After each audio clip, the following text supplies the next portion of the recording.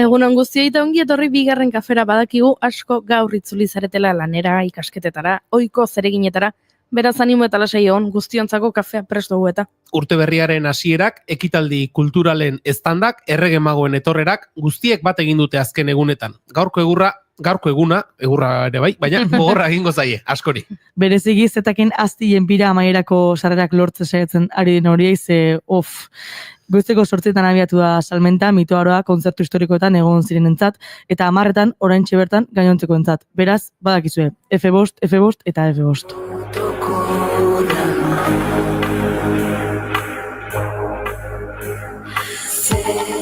Gorriaren babesean zureko betirako aralarko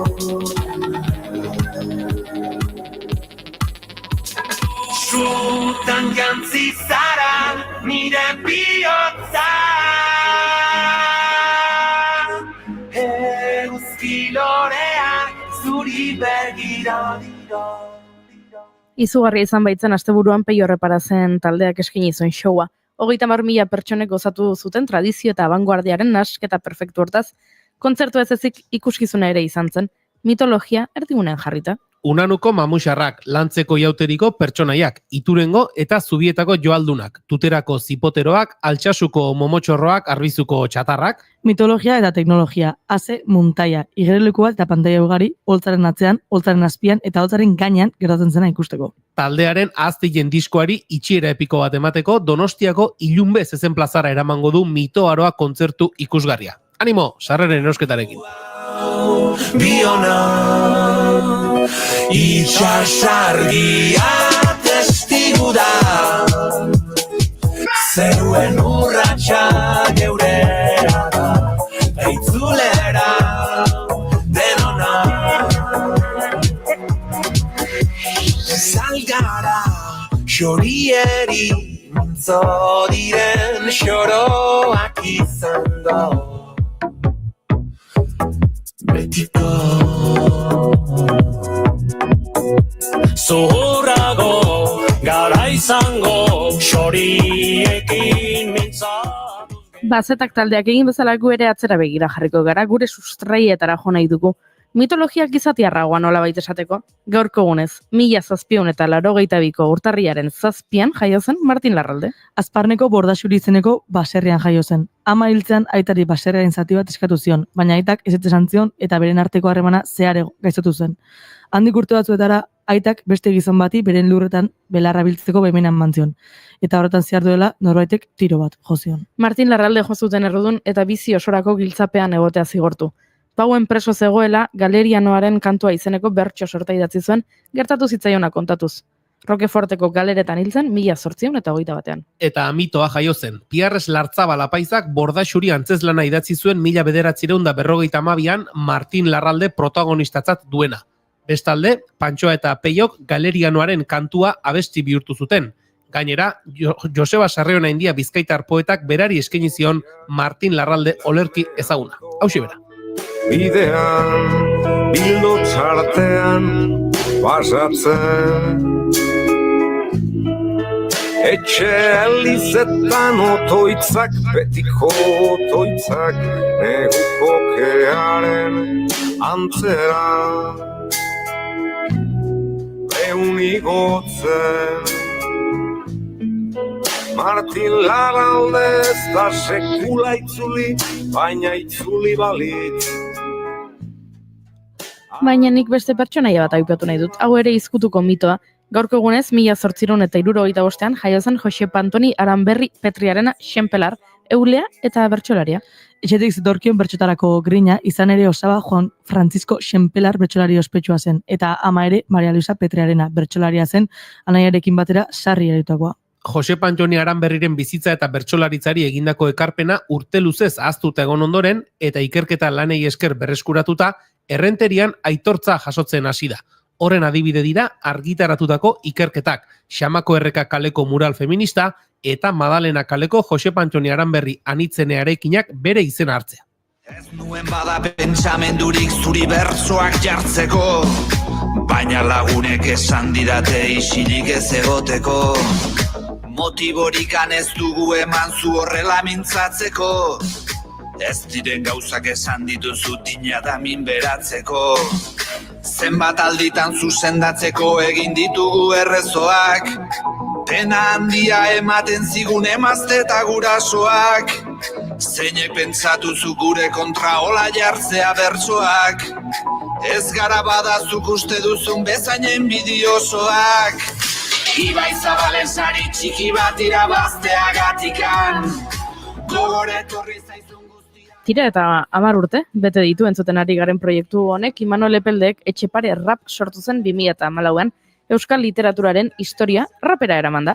Jose Pantoni Aranberri, Bilintx, Axular eta nola ez izena ematen dion Etxepare. Ba, Etxepare aipatuta ezin esan gabe utzi gaurko egunez 2009an Etxepare Euskal Institutua sortu zuela Eusko Jaurlaritzak. Nazioartean euskara eta euskal kultura eta sorkuntza sustatu eta ezagutzera ematea da erakundearen xedea. Horretarako, kalitatezko jarduera artistikoak sustatu eta sortzaile, artista eta kulturret sektoreetako profesionalen mugikortasuna bultzatzen ditu. Ezak garaziko herria, zeren handik hartu baituk behar huen grazia.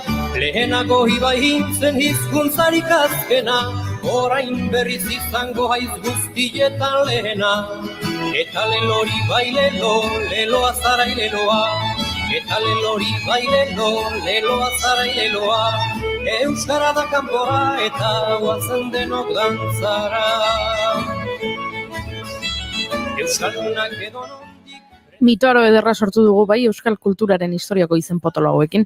Urte hasteko modu ederra da. Zeuk uste duzu 2025 ona izango dela? Ba, nei zenbakia gustatzen zait, eta kulturaletik bintzat eskaintza zabalarekin dator. Nik horren kontzertuako data badut. Esne beltzana, otsaiak batean, eta beraien agur kontzertu izango da gainera. Epa! Entzun, Fermin Muguruza, La Pegatina, Txambao, el Canijo de Jerez eta beste hainbat gonbidatu gari ere izango dituzte. Ino? Eta beste agur bat, Chill Mafiarena, agur eta hori porraiaba, La Despedida diskoa ateratakoan iragarri zuen kontzertu bat eskainiko zuela. Martxoaren 28an izango da Iruñerriko taldearen azken saioa. Beken, afterra eta guzti, eta zelako afterra.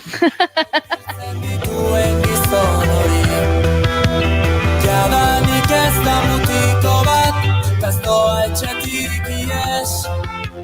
Badira udan eguztiak sartzen ari diren plazak. Gutxi geratzen direneko arratsalde batzuk. Eta landare alzerrekoen etorbidetik. Heldu berri den gizon. Gatibuk ere agur esango du. Abenduaren 13an izango da agur esan barik birako azken geldialdia. 25 urteko ibilbidea osatuko du horrela Gernikako taldeak. Abenduaren 13rako sarrera guztiak salduta, abenduaren 6 eta 12rako ere uste dut antolatu dituztela saiak. Eta ETS-eren kontzertu ospetsuak ere iritsiko dira behingoz. Duela 2 urte agortu zituzten sarrerak eta inbeste itxaron ostean martxoan egingo dituzte emanaldiak.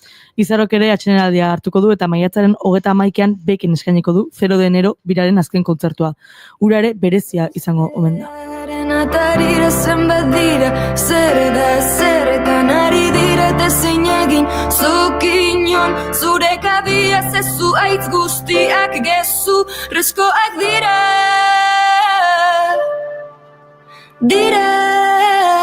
Son de mentira, mentira. Ez dakitzen baden bora dara madan hemen. Ez da inorretorriko eta eseri zaitez. Ez dakitzen baden bora dara madan hemen.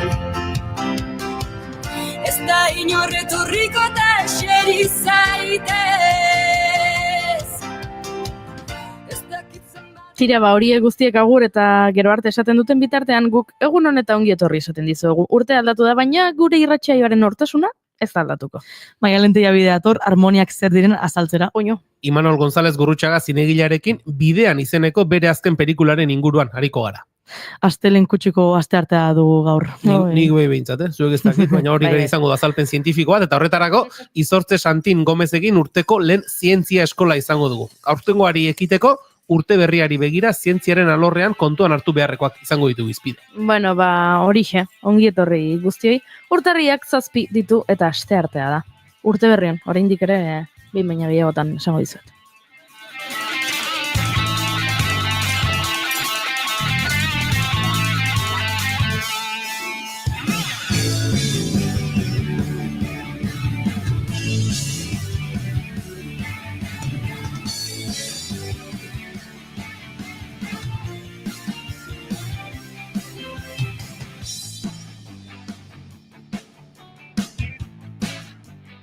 Zuekin Julen Goikotxe horrego zegunon. Baita zuei ere. Asfaldiko. Ondo. Ondo eta zu? Oso ondo.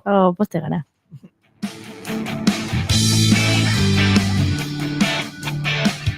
Eta zuekin Eire Maia Manterola. Egunon. Ez hain aspaldiko. Ez. Ai, zelan gile fina.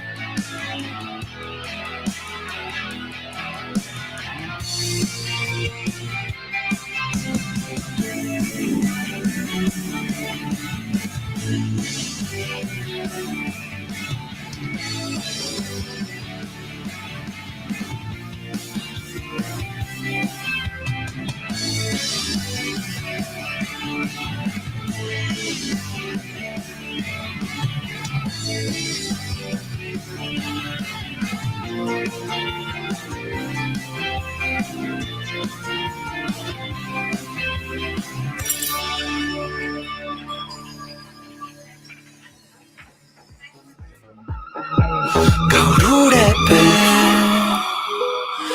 jarri dut berriro astrazarrean, itzali du sakana gauerdiko ekaitza,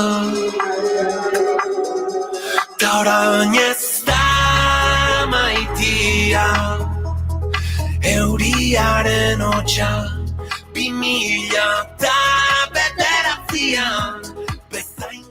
Tira, irratsaioari hasiera ofiziala emateko ezin genuen beste ezer jarri. Zetaken eguna da gaurkoa, zetaken eguna izan zen ostirala, eta zetaken eguna izan zen larunbata. Zetaken astea. Eta laxe izango da, iraiaren 6ko ura ere, ze esan bezala. Gaur goizeko 8etan jarri dituzte salgai, sarrerak, zetak taldeak iraiaren 6an, Donostiako Ilunben eskainiko duen kontzerturako.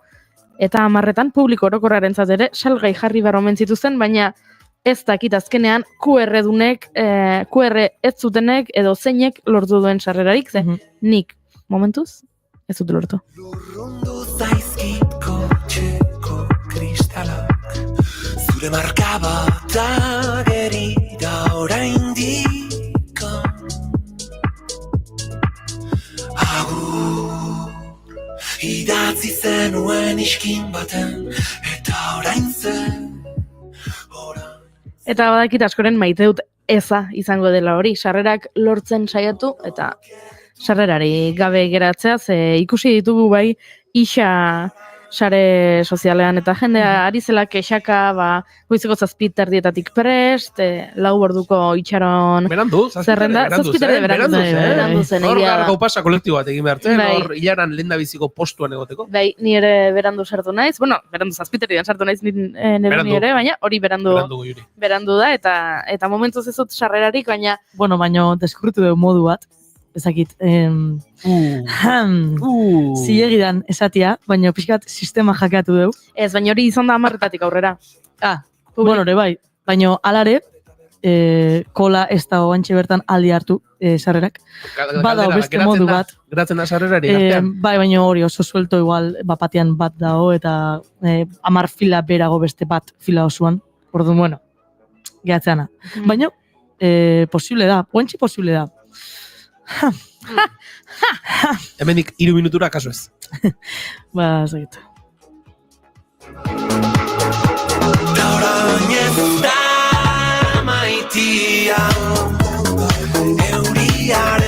ahotsa 2009.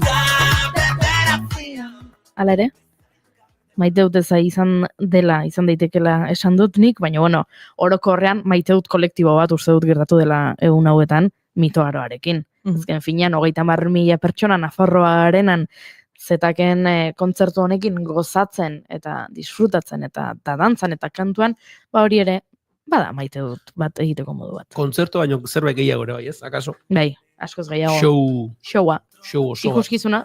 Orain arte, ni ausartu nahi zau esatera, eta agian, ni baino musika zalegoak direnek, edo ni baino kontzertu gehiago ikusi dutenek esango diate, hori ez da egia, baina nire ustetan orain arte euskal talde batek eskutik, edo beraiek eskainitako, euskal talde batek eskainitako showik, ez dakit, montaje handiena, edo Euskal Herrian nik horrelakorik ez dut ikusi. Hori da, ikusi dugunaren bueltan behintzat, nik uste hori izan dezakegula. Ez, alako egin zuen, bueno. Hori da, bai. Nik ikusi dutu duen artean behintzat, sentsazio bera geratu zitzea.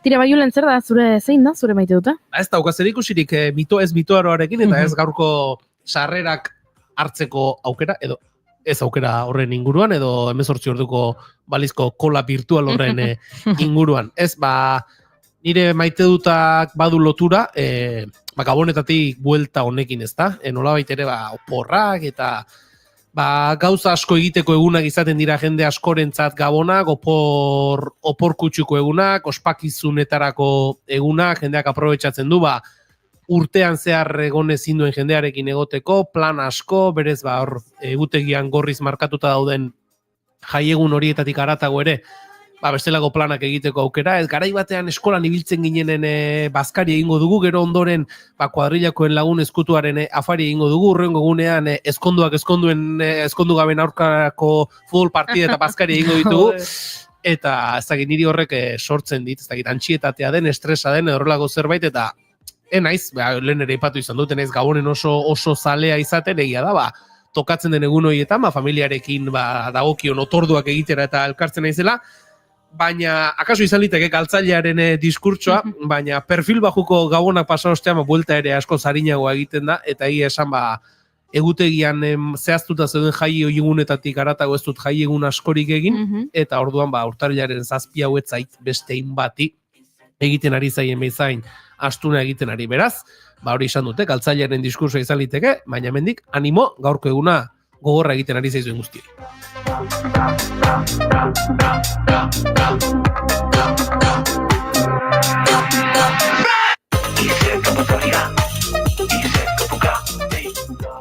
Eta zuke ire Maia Manterola, zer maite duzu?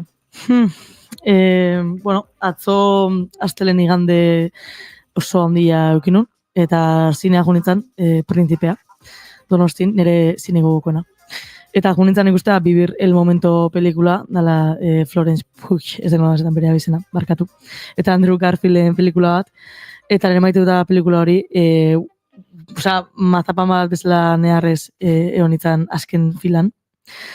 Oso pelikula ezakit intimua, eta oso realismotikan jota daun pelikula bat.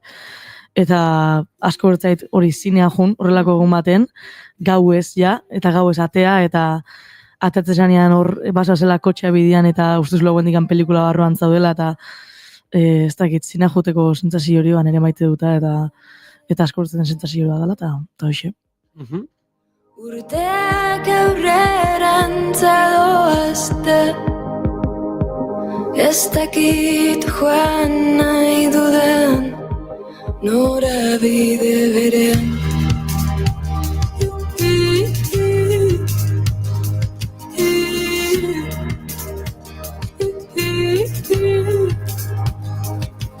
Urtaro zurtaro egunak igaro, aspaldi ez dakitze argi den sartzen iluntzen. Iluntzen Emaidaz eskuet etorri iparraldera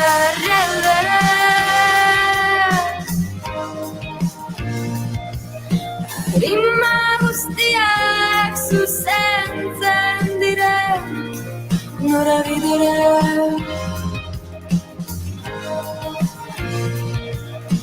Zertozi perrandera.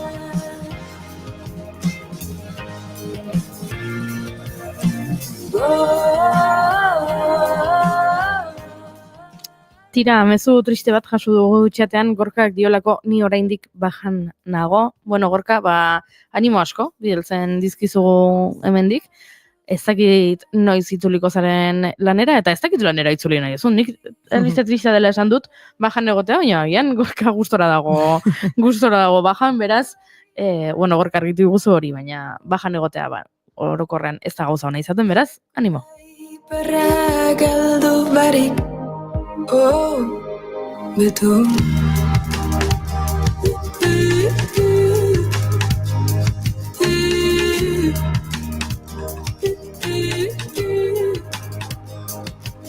Edo zein lekutan nintzake. Tira, nire maite duta da, zenik ez dut esan, aipatu dut zetakin kontzertua mitoaroa eta hori, baina hori etzen hola, maite dut, nire maite duta da, eren egun aritu nintzela, bueno, erregai gaua zela eta, pixka bat parrandan. Pixka bat parrandan. Pixka bat oso gutxi. Ez nuen asmorik, baina tabernetatik gertu bizi naiz, eta nire etxera nindoala lagun beto batu nuen taberna batean. Eta, no. Atxera bidean tabernetatik pasatzen zara, orduan. Etxen... Sartu egiten zara badazpadere, Ez kanpotik. Patua san. Eguraldi nahiko hona egiten zen. Sinisten ari garelakoan zaude, edo? Eta, no, zaztorri hona esantziaten, eta, bueno, bara juntzen. Eta horrenan elkartu ginen, pertsona multzo bat nire ohiko laguntaldea ez dena, baina, bueno, ezagutzen ditudanak, eta zertaz aritu ginen, 30 urte ditut, eta beraz, haurdunaldiaz. Haurdunaldietaz hitz egiten aritu ginen, amatasunaz hitz egiten aritu ginen, eta oso ederra izan zen ikustea nola bazegoen nola baiteko txip aldaketa bat, gure aurreko belaunaldiekin alderatu ezkero, aitei eskatze zaienari dagokionez. Hau da, ze espero da aiten gandik. Eta ez da espero laguntza. Espero da ardura hartzea, amak bezain beste, espero da umea jaio eta 2 egunetara ez joatea crossfitera, espero da umearekin ez bada asteburuetan egon, atera delako triatloierako entrenatzera, gero triatloieko azkeneko 10 metrotan, ez ezala umea besotan hartu, helmuga gurutzatzeko eta argazki eder hori ateratzeko. Aita umearekin besotan, ume horrentzat askoz ilusionagarriagoa eta askoz onuragarriagoa izango litzateke aita etxean edukitzea asteburuetan eta ez dakizen bat orduz galduta mendian, igerilekuan eta bizikletan, ze horrelakoak asko ikusten ditugu gurean, Mi recuerdo en este lugar.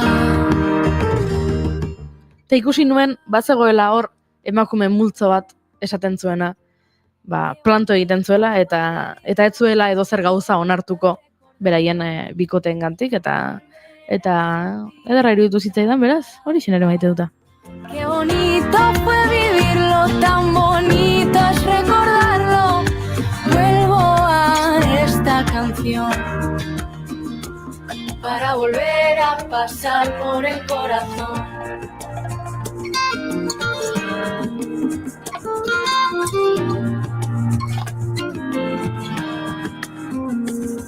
Rescátame del olvido, gritaban tus calles desde Bogotá. Yo te quiero recordar.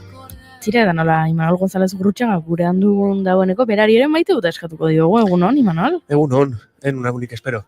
Entzungo zenuten modun, nire sudurra oso hartuta da, nire hautsa oso arraro da. Azkeneko egunek nahiko gaixo pasadetetxen, barrun sartuta. Nire baina baritu nun, errege gauen juerga galante jendala zen nire juerga ingurun bizi naiz, baino ni behintzet kaletik enun ikusi, etxetik sentitu nun, eta goizeko 7 arte nire bai juerga neon itzen, beraiekin bate. Eta Baina, zure bueno. katuarekin. Hori da. Bai. Sio. Hori da. Eta, ez dakit, zein da nire maite duta, baina hola pixkat bote pronton eta azkar pentsatuta, esango nuke, egia da, gustatzen zaitela nire pelikulataz eta nire lanetaz hitzeitea. Orduan, jake gaur nire kordai buruz hitzeitea gatu zen, bai, onartuko dizuet nire gustatzen zaitela. Normalen esango nuke naizela oso iztuna, baina nire kortotaz hitzein behar danen, bastante luzatzen naiz. Ba, oso ondo Argi eta garbi izan da, he venido a hablar de mi libro. Baina, gustatzen Ondo, zait, bai. egun hauetan, Nik ere Peio Reparazen kontzertuaren arira ikusi ditut egoaren aurkako mezu asko. Edo salatzen zutenak, zenbat maite duen bere burua Peiok. Edo, haze egoa eduki behar den horrelako zerbait antolatzeko. Edo egotik egin du. Uste dut, ambizioa askotan... Euskal kulturan oso seinalatuta da. Bai, ambizioa beti, izakit, geizki ikusia dagoela, Gorka Urbizuk esan zuen, berrian uste dut elkarrizketa batean, badugula joera gauza txikin erromantizaziorako. Eta orduan zerbaitek, kutsu handiago bat hartzen duenean, badirudi, txarra dela, edo salatu egin behar dugula, eta izo, behar da noski egoa horrelako zerbait egiteko, behar da egoa zu erdigunean jarrita zerbait sortzeko, behar da egoa aktore izateko, abeslari izateko, politikari izateko, behar da egoa, zure gorputza hor proiektu baten erdigunean jartzeko behar duzu, eta hori gabe ezinezkoa da, beraz?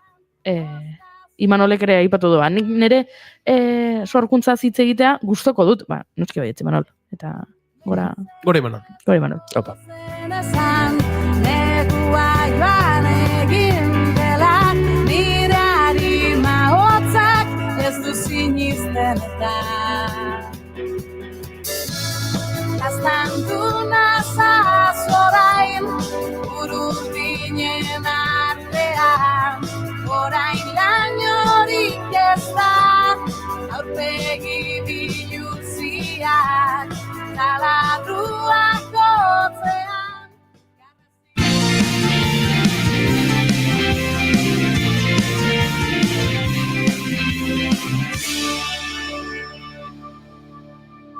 Emaiozu bigarren aukera bat egunari.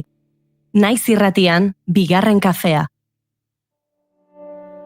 Sentitu da bakarrik.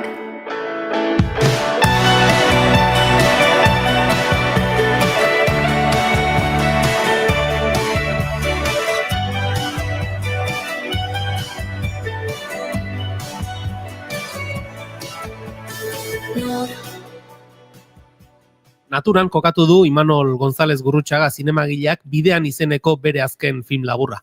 Azaroan egindako zinebi jaialdian aurkeztu zuen piku ondo baten bila modu obsesiboan dabilen jakesek basoan Amaia topatu eta hortik aurrera gertatzen dena kontatzen duen pelikula. Hortik aurrerakoa kontatu, baina iraganaren zertzeladak ere erakutsiz. Bere ibilbidean beste urrats bat eman du ekoizpen honekin eta lan horren ingurua hitz egiteko, jada aurkeztu eta gonbidatu dugun laguna ere, berriz ere ongi etorria hemen behar dugu. Imanol, egunon. Egunon. Imanol, bestetan, aulki horretan esertzen zarenean, beste ekoizpen, beste pelikula eta beste telesailen inguruan aritzeko izaten da. Eta etxe hemen egoten normalen, eta baino, nahiko presente dotezea, aunque no estés cuerpo presente, eta gaur ez dakit esan martiazun zerbait. Ez, gustatu zait, egurra ematen hasi eta jasotzea. Ematen utzi gabe, egurra jasotzen hasi gara. Cuerpo presente tanatorioa balitz bezala. Pentsatu dut hori ere, ez dakit. Cuerpo presente. Bildurra mandu, Bai, eguruzko kutxe batean ez bitartean, gaitzer di. Imanol, norbere lanaz hitz egin behar duenean, edo besterenaz aritu behar duenean, sentsazio berdina dira, edo gaur notatzen den nabaritzen duzu, opurra urduriago zaudela zure pelikulaz hitz egin behar dugulako.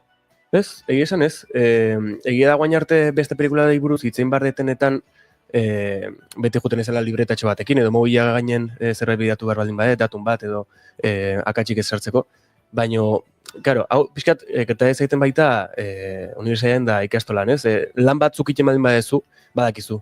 Aurkezpena badakizu nola indezakezun. Hau da, gero lana ez badezuzukin, aurkezpena defendatzea pixkat zaila izango da. Orduan, beti pentsatzen dut, gehiago errezago moldatzen naizela dakiten gauzai buruz, kasu honetan, nik indako pelikula bati buruz, eta ez beste pelikulen ingurun. Orduan, lehen esan bezala, honen ingurun nahiko gehiago hitzein dezaketela sentitzet. Egin duzun lanik onena dela uste duzu, Imanol? Honena ez dakit, baina bai diferentea egizan. Guain arte, hau da, berez da laugarrena, nik inun hirugarren kortoa, behinen enitzen iritsi publikatzea deserri izenekoa, enitzen oso guztua gelditu lanakin eta pixkat armarion nitzunun denbora batea rekuperatu eta buelta bat eman, eta beste toke batzuk edo beste gauza batzuk berrik grabatu alizateko eta bar, baino gila da, nire lehenengo 2 laburretan beti lehenetxi izan dela drama. Aunque igual lehenengo gauka pixkat thriller puntu bat, beti izan da 2 pertsonaien arteko elkarrizketa bat, aita laba moduko batena, eta goaingoa izan da gauza nahiko ezberdin bat, garai aldetik, pertsonai aldetik, lehenengo bigik baita grabatu nitun Soroiz eta Jose Ramon Soroiz eta Itziber Garmendiakin, eta goaingoa izan da Edurne Azkarate eta Unas Heidenekin. Orduan, hor baita pixkat aldaketa bat eukidet. Baina hobena ez dakit enuke esango danik. Bueno, zure azalpenak eman dituzu, aldagai ezberdinak aipatu dituzu, Imanol, alde batetik garaia aipatu duzu, bestetik badaude ekoizpen honetan edo pelikuletan parte hartzen duten aktorea beraiek ere bai ematen diotelako, ez? Beraienetik pelikulari, norberaren egoerak ere, zinegilearen egoerak, bere bizitzaren aro ezberdinak, garai ezberdinak, momentu ezberdinak, eragiten du pelikula egiterako orduan esan nahi dut, ideia bat izan dezakezu buruan, aurten edo duela 6 urte, eta zuzendaria edo sortzailea bera dagoen egoeraren arabera, ideia hori modu ezberdinan islatzen da, bizi duen egoeraren arabera. Nik uste baietz, proiektu nola hain luzek dien, hain zaiek dien aurrera eramaten, beti proiektu hauek, nik adiez proiektu adiatzen nun, guain dela, lehenengo bersioa adiatzen nun, guain dela 4 urte. Orduan, karo, berez, gidoia bidatzi nun guain dela 4 urte, eta guain dela 4 urte grabatu, baina egoerak etzien honeko izan, eta guain atera da. Eta nik uste, hainbeste kostatzen du proiektu bat aurre ematez, lehen esaten ditzen bezala, jendeak beti dauzkala proiektu ezberdinak eskutan, eta beti egoerak sorkuntza puntua edo hasierako idea baino nik uste sorkuntza behan garai horiek antzematen diela. Eta urtek pasa horiek antzematen diela eta bai gelditzen diela oso proiektu hortan oso itxasita. Eta nik uste batez edala ikuste dituzun pelikula, momentu hortan ikuste dituzun pelikulan arabera. Nik egia azkeneko 4 urte hauetan hartu jotela zaletasun gehiago pelikula arraroak eta pixkat ezberdinak dien pelikulai, eta nik uste torti baita ondala gogo bat zerbait ezberdina iteko. Eta ez bakarrik nerekiko, hau da, nik indituten proiektutatik, o nik indituten pelikulatatik ezberdina izateko, baizik eta ja orokorren zehoz ezberdin bat bilatzeagatik. Bai. Eta ematen du, esan duzu, idea bat garatzen hasten zara idazten, urtea pasa daitezke ideia hori ekoiztu alizateko, hau da gauzatu alizateko eta pelikula bihurtu alizateko, sortzaileari ematen dio denbora tarte horrek bertigorik sortzen dio, hau da esan nahi dut, zuk hasieran zenuen ideia urteek aurrera egin ala aldatu daiteke sortzailea beragunean duen egoeraren arabera, bertigori ematen du aldaketa, izan dezaken aldaketa horrek sortzen du bertigorik? Bai, eta nik uste beharrezkoa dela baita aldaketa bai.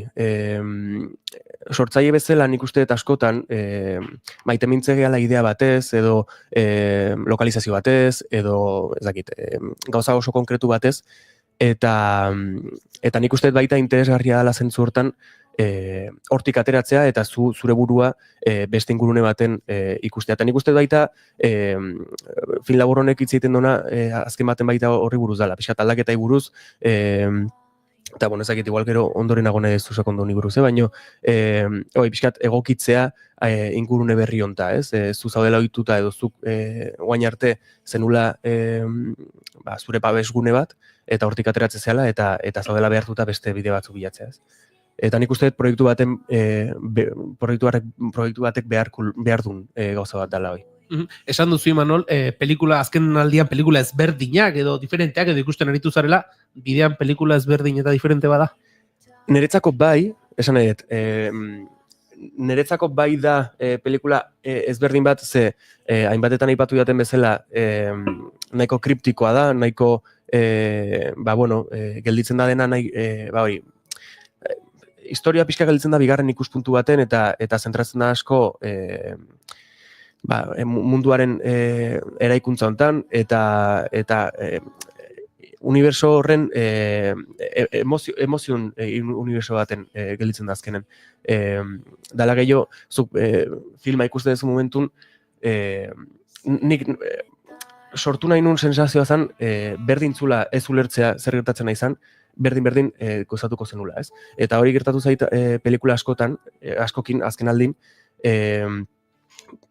zinea jun edo etxen ikusi, eta ikusten nahi zen hori guztiz ez jakin zeri buruz da, zer ikusten nahi zen zehazki ez jakin, baina berdin gustatzea, ez? Eta zentzu hortan beti defendatu izan detelako, gauza bat dalako pelikula on bat izatea, eta beste gauza bat pelikula gustatu zaizun edo ez. Eta lortu duzu, sentsazio hori lortu duzunaren sentsazioak geratu zaizu? Nei bai, gaina lehenengo aldie nire korto bat seitun ikusi eta gustatzen zaitela. Nire lehenengo 2 laburretan uste urtebete behar izan ditula filmak gustatzeko, hau da, esonatu zan egunen zaizkiten bate gustatzen ze akats asko ikusten ditun, eta beti zeon zerbait despistatzen zitena, baina guain gontan, nik uste baita baldintzak, rodajeko baldintzak, eta dena hain izan da zaila, ez dakit nik uste baloratzen detela gehiago, eta akatsak ikusten dituten momentun, ez diotela enbeste garrantzi ematen, edo behintzat igual ikasin dut akatsak ikusten baita. Oraindik kosta egiten zait aurkako norantzan ibiltzea. Aspaldi utzi nuen atzean bidegurutzea, baina aurrean dut zuhaitz gorria. Oroitzen dut bidearen hasiera, nirearen jatorri iluna. Ofa hots bat, Imanol, hori agertzen zaigu, pelikularen hasieran, bada nolabait ere ikusentzulea kokatu edo nolabait esaten da deklarazion de intenciones moduko bat da hasiera hori. Bai, ofa hotxoi, film labur hontan daude 2 ofa hotx, hasieran eta bukaeran. Bukaerakoa nahiko berandu sartu zen, prozesu nahiko berandu sartu zen, baina lehenengo ofa hotxoi guan dela urte askotatik, asko, 4 urte hauetatik, nik usteet azkeneko 2 urte hauetan ja presente zeon ofa hotx bat zala. Eta enun nahi izatea oso de... Mi nombre es Jacques y esta es mi historia, pelikula askotan ikusten da bezala, baina bain nahi nun izatea zerbait, mundu oniriko honi sarrera emango ziona eta baita zentzua eukiz zezakena ahots hori sartzea, ez? Askotan baita, zai izaten da transmititzea, kasu hontan adibidez, pertsonaia baten iragana, nundi datorren eta noa dijoan, ondo zehaztea, ez baldin bada visualki. Eta guk, nola, azkenen baliabidek ezin izan genitu neuki lehenengo sekuentzia bat grabatzeko. Irutzait, ofa hotxonekin nahiko garbi gelditzen dela bizkat, azken baten fabula moduko baten sartzea guazela, eta fabula hori narratzen dula sarrera honetan, etorkizuneko Jacques honek. Jacques pertsonaia aipatu dugu, beste pertsonaia Amaia da, bidean izena du pelikulak, Imanol, askotan helburu bat izaten dugunean, bideari garrantzi ematen zaio, beste batzutan ez, Jacquesek helburu badu, hori argi dago. Eta pelikularen hasieratik argi uzten zaigu, Jacquesek hori lortu nahi duela, eta horretarako, pelikulan zehar ikusten da, ikusiko dugu, bideari garrantziarik ematen dion, edo bidea saltatu eta helburua lortu nahi ote duen. Jacquesen pertsonaia horretan argi zenuen, hasieratik ze transmititu nahi zenuen Jacquesekin? Bai, eta egia da zentzu hortan oso importante izan dela Unax Haydenen papera. Zehazken baten 12 urteko aktore bada, eskez da 12 urteko ume bat da aktore bat, dara oso ituta da ona rodajetan egotea, badakina noiz etxoin bardan, noiz grabatu bardan, eta izan da gozada bat, eta nik usteet behai eman nizkion edo nion hasierako ezak nola esan, baina, nik prozesu hasieran gauza bakar bat esan nion, izango zala oso garrantzitsua bere pertsonaiantzako, eta zala, bea denbora guztin dijoan leku bakoitzea, dijoala lehenengo aldiz. Etxean daunen lehenengo aldiz dago etxe hortan, basoan daunen lehenengo aldiz dago baso hortan, eta nik uste oso errez harrapatu zula hoi, ze azken baten nahi nun ikustea denbora guztin ume bat, galduta zeuna eta bere inguru guztia zala berria beretzako, ez? Orduan, denbora guztin bere begiradak kiston pixua hartzen du. Ze dago, denbora guztin gora behida, bera behida, zer da hoi, eta iruditzen zaiten hori oso importantea zala, ze azken baten ume bat bezala, nik hasiera batetik garbi neuken ja umea nahiko isilik nahi nula izatea, isila nahi nula izatea, etzuna asko hitzeingo, eta kasu egiten ume isil batek gehiago kontatzen du bere begiradakin, bere hitzekin baino. Eta no sé, nik uste hori nahiko ondo transmititu dela. Zentzu horretan, sentitzen du zuzendariak pelikula labur bat egiten ari denean presio areagotu bat, hau da, pelikula luze batean, akaso, margen gehiago izan daiteke, sekuentzia bakoitzean, edo estena bakoitzean, begira horrekin edo transmititu nahi dena modu batera baino gehiagotara egiteko, laburrean jokatzen ari zarenean presio hori gehiago badago, hau da, hemen asmatu beharra dago bai edo bai?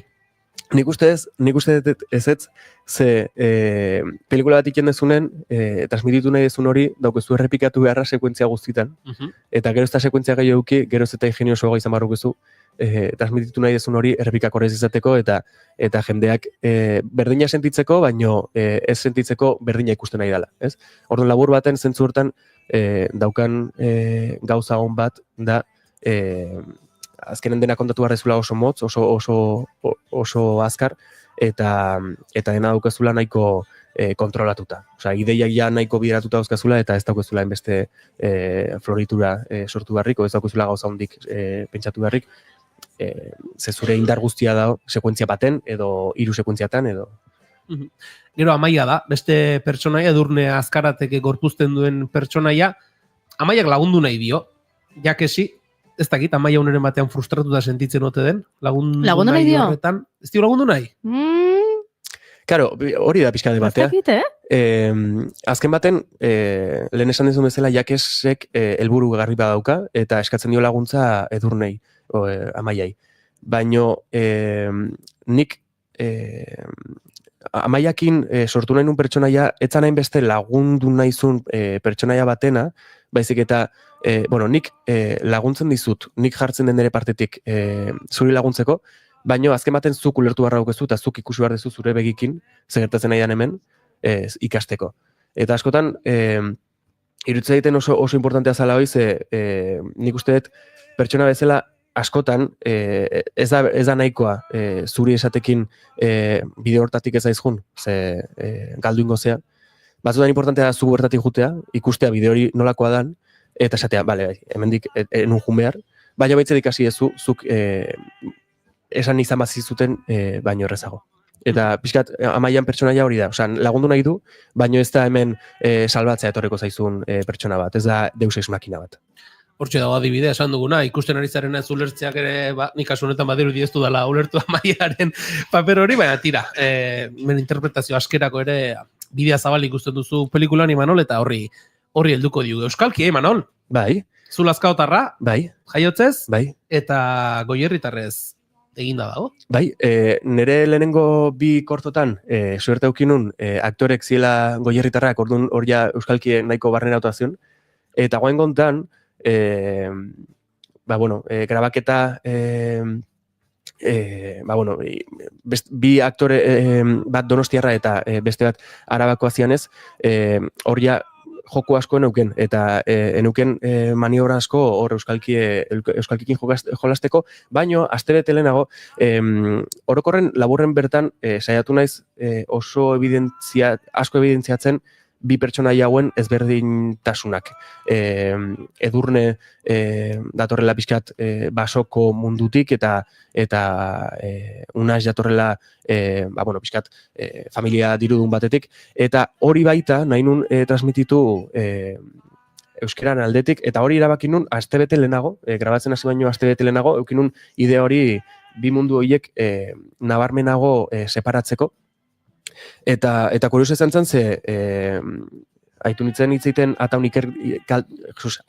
Iker taldeko Jesusekin, eta beak bialdu ziten Edurnen dialogo bialdu zizkiten garai horretako 1900 urteko Ataunen hitzeingo zan bezala, eta bialdu nion Edurnei, ni grabatu nintzen nire buruai audio bat nik nola esango nukeen, eta pixkat nire goierritarrei buruz auketen jakinduria minimoi aber nola izango zen entonazioan, nire amonai ide asko hartuta, eta bialdu nion audioi, eta astebeten entzun, ez dakitzen bat aldiz entzun gozun, baina azken irutzen nahiko txukun gelitzen dela.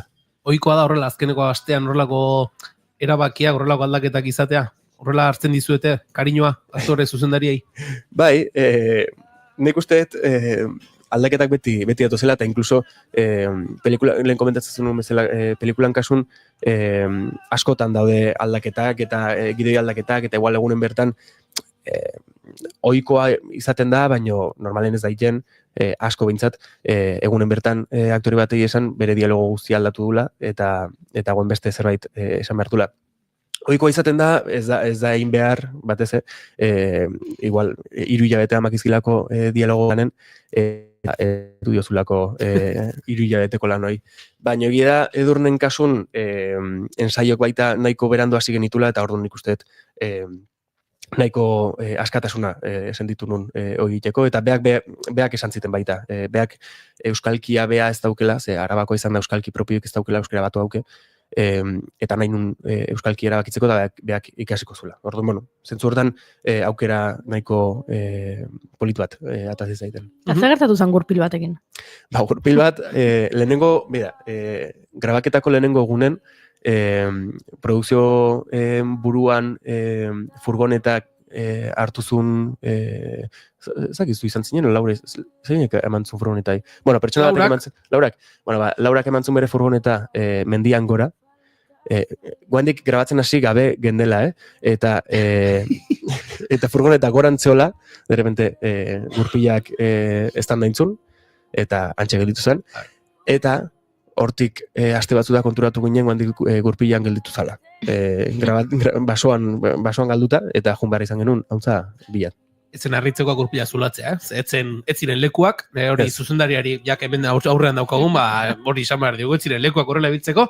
Errodaje aipatu duzula, Imanol, kanpo lokalizazioak izan ziren, eguraldia baldintzatzen du, horrelako esan egun haiek eguzki bete-betekoak izan balira, pelikulak beste zerbait kontatuko zuen, edo izan zen giroa nahi zenuen zuk, edo hori ez dago aukeratzerik berez? Karo, ez dago aukeratzek, eta ni pixka beldurtuta neon, ze, karo, petxatzen un, maiatza da, uda dator, eguraldi txarraukiko segurona, ni bakarri izkatzen dut lainoa. Lainoa baldin badao, lainoakin ja konformatzen naiz. Eta apate lehenengo gunen, lainoa etorri zaigun, baina lainoakin batea baita etorri zaigun euria.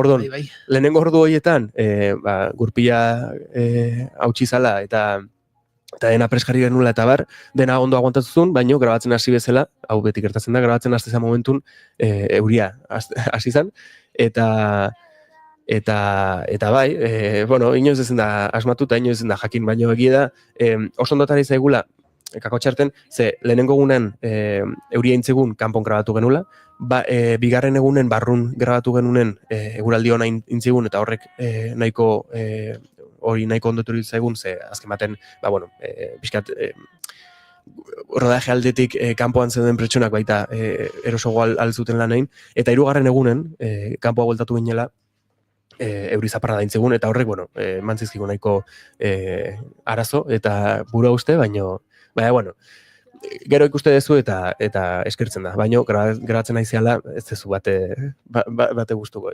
Urrengoa barruan grabatuko duzu? Bai, urrengoa elkarrizta bat, 2 pertsonaia, eta ni sofa bat emangoet, sofa bat ez dizuzendukoet, 4 pantalla jarriko ditut, aunque ez ditut behar, baina guain gutan ja saiatuko naiz aldeten komodona egoten. Manol, hasieran galdetu dizugu ea egin duzun lanik onena ote den, orain galdetuko dizudana da ea gustora geratu zaren. Bai, egia esan oso gustora. Hori, gero ez da gehiago ikusi sentitzen dut naizela aspertzen, eta momentu bat iritsikoa ja aspertzen naizena, baina ez egia esan nahiko gustora beltu naiz, eta hori lehen esan bezala, nik uste ikasi etela baita azkeneko urte guzti hauetan, egon naizena kortoak iten eta gero proiektatzen eta prozesu guzti horiek ikusita gero eta gorrotatu ondoren, nik uste ja ikasietela prozesu guzti hori, inkluso bukaerakoa baita disfrutatzen. Zinebin aurkeztu zen, ari da bere bidetxoa egiten, aurkezpen batzuk egin dituzu, hemendik aurrera, ze bide izan lezake bideanek. Oze, ze nahiko zenuke izatea. 24 US Zineman proiektatuko da, hemen Arrasateko jaialden, eta hortik aurrera, bide ezberdinak bilatzen egia, oandik jaialdita bialtzen, eta ikusten aber nola aldegun, pixkanaka bideanen bidea luzatu. Horrelako koizpen batek bizitza luzea izan dezake, esan edo jaialdi ezberdinetara bidaltze horrek eta azkenean, denboran, suponitzen du ez, denbora pasa behar du, bidali egin behar duzu, onartu aurkeztu ahal izan behar duzu, ze petaz ari gara hitz egiten gutxi gora, bera horrelako ekoizpen batek ze bizitza izan dezake. Normalen film labur bate dauzka bi urteko ibilbidea. Normalen lehenengo urtea izaten da garrantzitsuna, ze hor esnaz dituzu jaialdi garrantzitsunetan, eta gero bigarrengo hori izaten da gehiago residual, vamos a decir, pixkat, falta dituzun edo oso garrantzizkok izan ez dien jaialdik. Normalen, zuk adibidez, gure kasua dela, film laburra guztiz bukatu genuen zinebirako, orduan zinebi baino lehenago zeuden jaialdi horietan kanpo gelditu ginen, ez ginen garaiz iritsi, orduan urren urten saiatuko gea jaialdi horita sartzen, baina karo, ja, urte bete ondoren izango da. Eta bukatzeko, Imanol, 11 ere gainean ditugulako, lehen galdetu dizut, ea aurrengoa barruan izango dute den, eta nik ezer galdetu gabe, zerbait aurrera duzu horrek esan nahi du, eskuartean zerbait badaukazula. Bai, zerbait bai, baina, hobeto gauza betaz egin zeitea, zen nik beti pentsatzet suerte txarra ematen dola, orduan, bai, gauzatxoak etorriko dira, baina etorriko dira berandugu. Ez dago, modu hobean erantzuterik. Manuel González Gurrutxaga, eskerrik asko bidean pelikularen ingurukoak kontatzera etortzeagatik, eta urrengo batean ere, beste pelikula bat, edo beste zerbaiten aitzikian, gustora elkarrezketatuko zaitu. A ver. Instale sem saber. Com boa vontade vamos estender as mãos, promovendo a união pra poder melhor viver.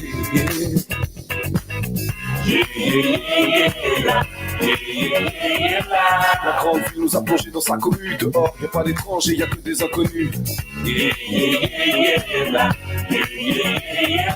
Solidarité, voilà ce qu'on est venu demander. La beauté n'a pas de frontières, les frontières n'ont pas de beauté. Nous sommes les nouveaux, nous sommes les nouveaux, nous sommes les nouveaux rois. Vous êtes les nouveaux rois, vous êtes les nouveaux rois, vous êtes les nouveaux rois. No.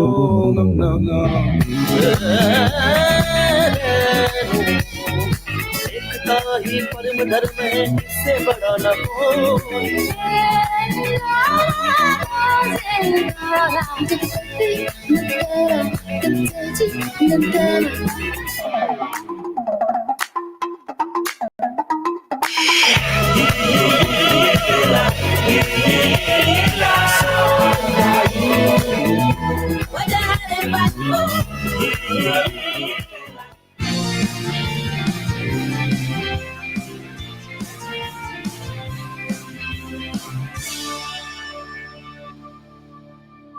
Bigarrenak ez direlako beti okerragoak, bigarren kafea. Eta horrela bidean gora bidean bera iritsi zaizkigu goizeko 11, beraz, Naiz Irratiko Estudio Zentraletara jo behar dugu azken ordua ezagutzera, egunon oinat zaizkuru.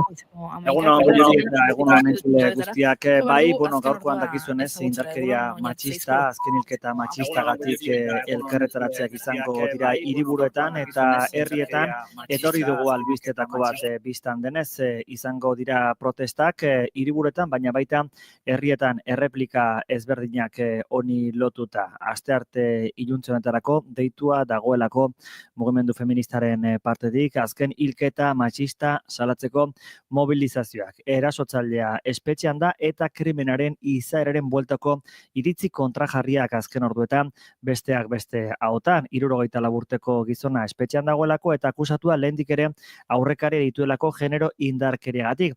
Amak bere kontrako salaketari jarriik ez bazuen ere, ertzaintza bazekien tratu txarrak ematen zizkiola bere amari eta bizilagunek abisua ere emana zuten. Hala ere, etxe barruko indarkeria gisa ari dira kasu ikertzen eta Emakundek argi esan du Barakaldokoa indarkeria matxistako kasu berri bat dela.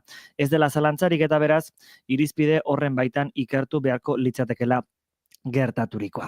Bueno, hortik aurrera, krimena salatzeko, esan bezala, indarkeria matxistaren aurka egiteko, herrietan eta hiriburuetako hitzorduak aipatuko ditugu. Gasteizen 7:30 Andramari Zuriaren plazan, ordu berean Bilbon Arriagan 7:30, udaletxe plazan Iruñean 8:00 eta Donostian berriz 7:00 Bulebarrean hitzordua jarria dute zertxobait lehentxeago. Bueno, eta beherapenak hasi dira, eta beherapenak hastearekin bat protesta, bakasu honetan Gipuzkoan eta Arabizkia eta Gipuzkoan borrokan diren ehungintza eta merkataritzako zenbait enpresetan. Bueno, kontua da beste lurraldetan egin bezala Gipuzkoan gaur greba dutela ehungintza eta oinetako saltokietako langileek. 16. greba egun dute. Salatu dute bertako hitzarmenak kendu eta estatukoa aplikatu nahi dietela eta bistan da horrek lan baldintzak kaskartzea ekarriko luke. Ela sindikatuak salatu duenez urtarrilaren 19an dago aurrekusi aurrengo negozioazio maila eta gutxienekoak betetzea bertan ez badute onartzen mobilizazioekin jarraituko dutela adierazi dute. Uztailean hasi zuten mobilizazio dinamika eta gaur arte mantentzen dituzte protestak aurrera pausorik ez delako momentuz. Beraz, ulerkorra izateko eskatu diete herritarrei euren lan eskubideen alde borrokan ari direlako. Eta larumatean berriz Bilbon presoen eskubideen defentsan mobilizazioa eta babes eta deialdiak bata bestearen atzetik iristen ari dira. Azkena, Baipar Euskal Herriko EH bai izan da bertaratzeko deia egin duena. Gatazkaren konponbidea bake eta elkarbizitzak preso ieselari eta deportatu politikoen auziari aterabide integrala emate eskatzen duela diote, oharbidez larunbateko mobilizazioan parte hartzeko deia egin die EH baik presoen auzian urrats garrantzitsuak eman direla eta nabarmendu du eta haiek Euskal gizartearen mobilizazio zabalari zor zaizkiela azpimarratu. Euskal Gehiengoaren konpromisoak estatuetako sektore politiko eta judizial batzuen jarrera mendekatzailearekin talka egiten dutela dio EH baik eskubide urraketek eta jazarpen judizialak jarraitu egiten duela oraindik eta hala eskenatoki hori fase hori gainditzeko herritarrei dei egin die protestara ateratzeko. Hauxe beraz kontatzeko genuena 11:03 minutu diren honetan. Eskerrik asko Oñatz, gero 12 informazio gehiago, beraz guk aurrera jarrituko dugu musika giroan. Naiz irratia entzuten ari zara. Bilbo aldea, 80.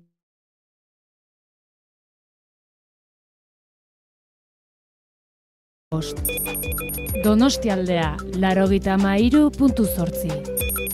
Gernika, 86.7. Leitza, 85.1. Bortziriak, 103.1. Urola, 91.8. Goierri, 102.2. Legazpi, 94.6. Naiz irratia.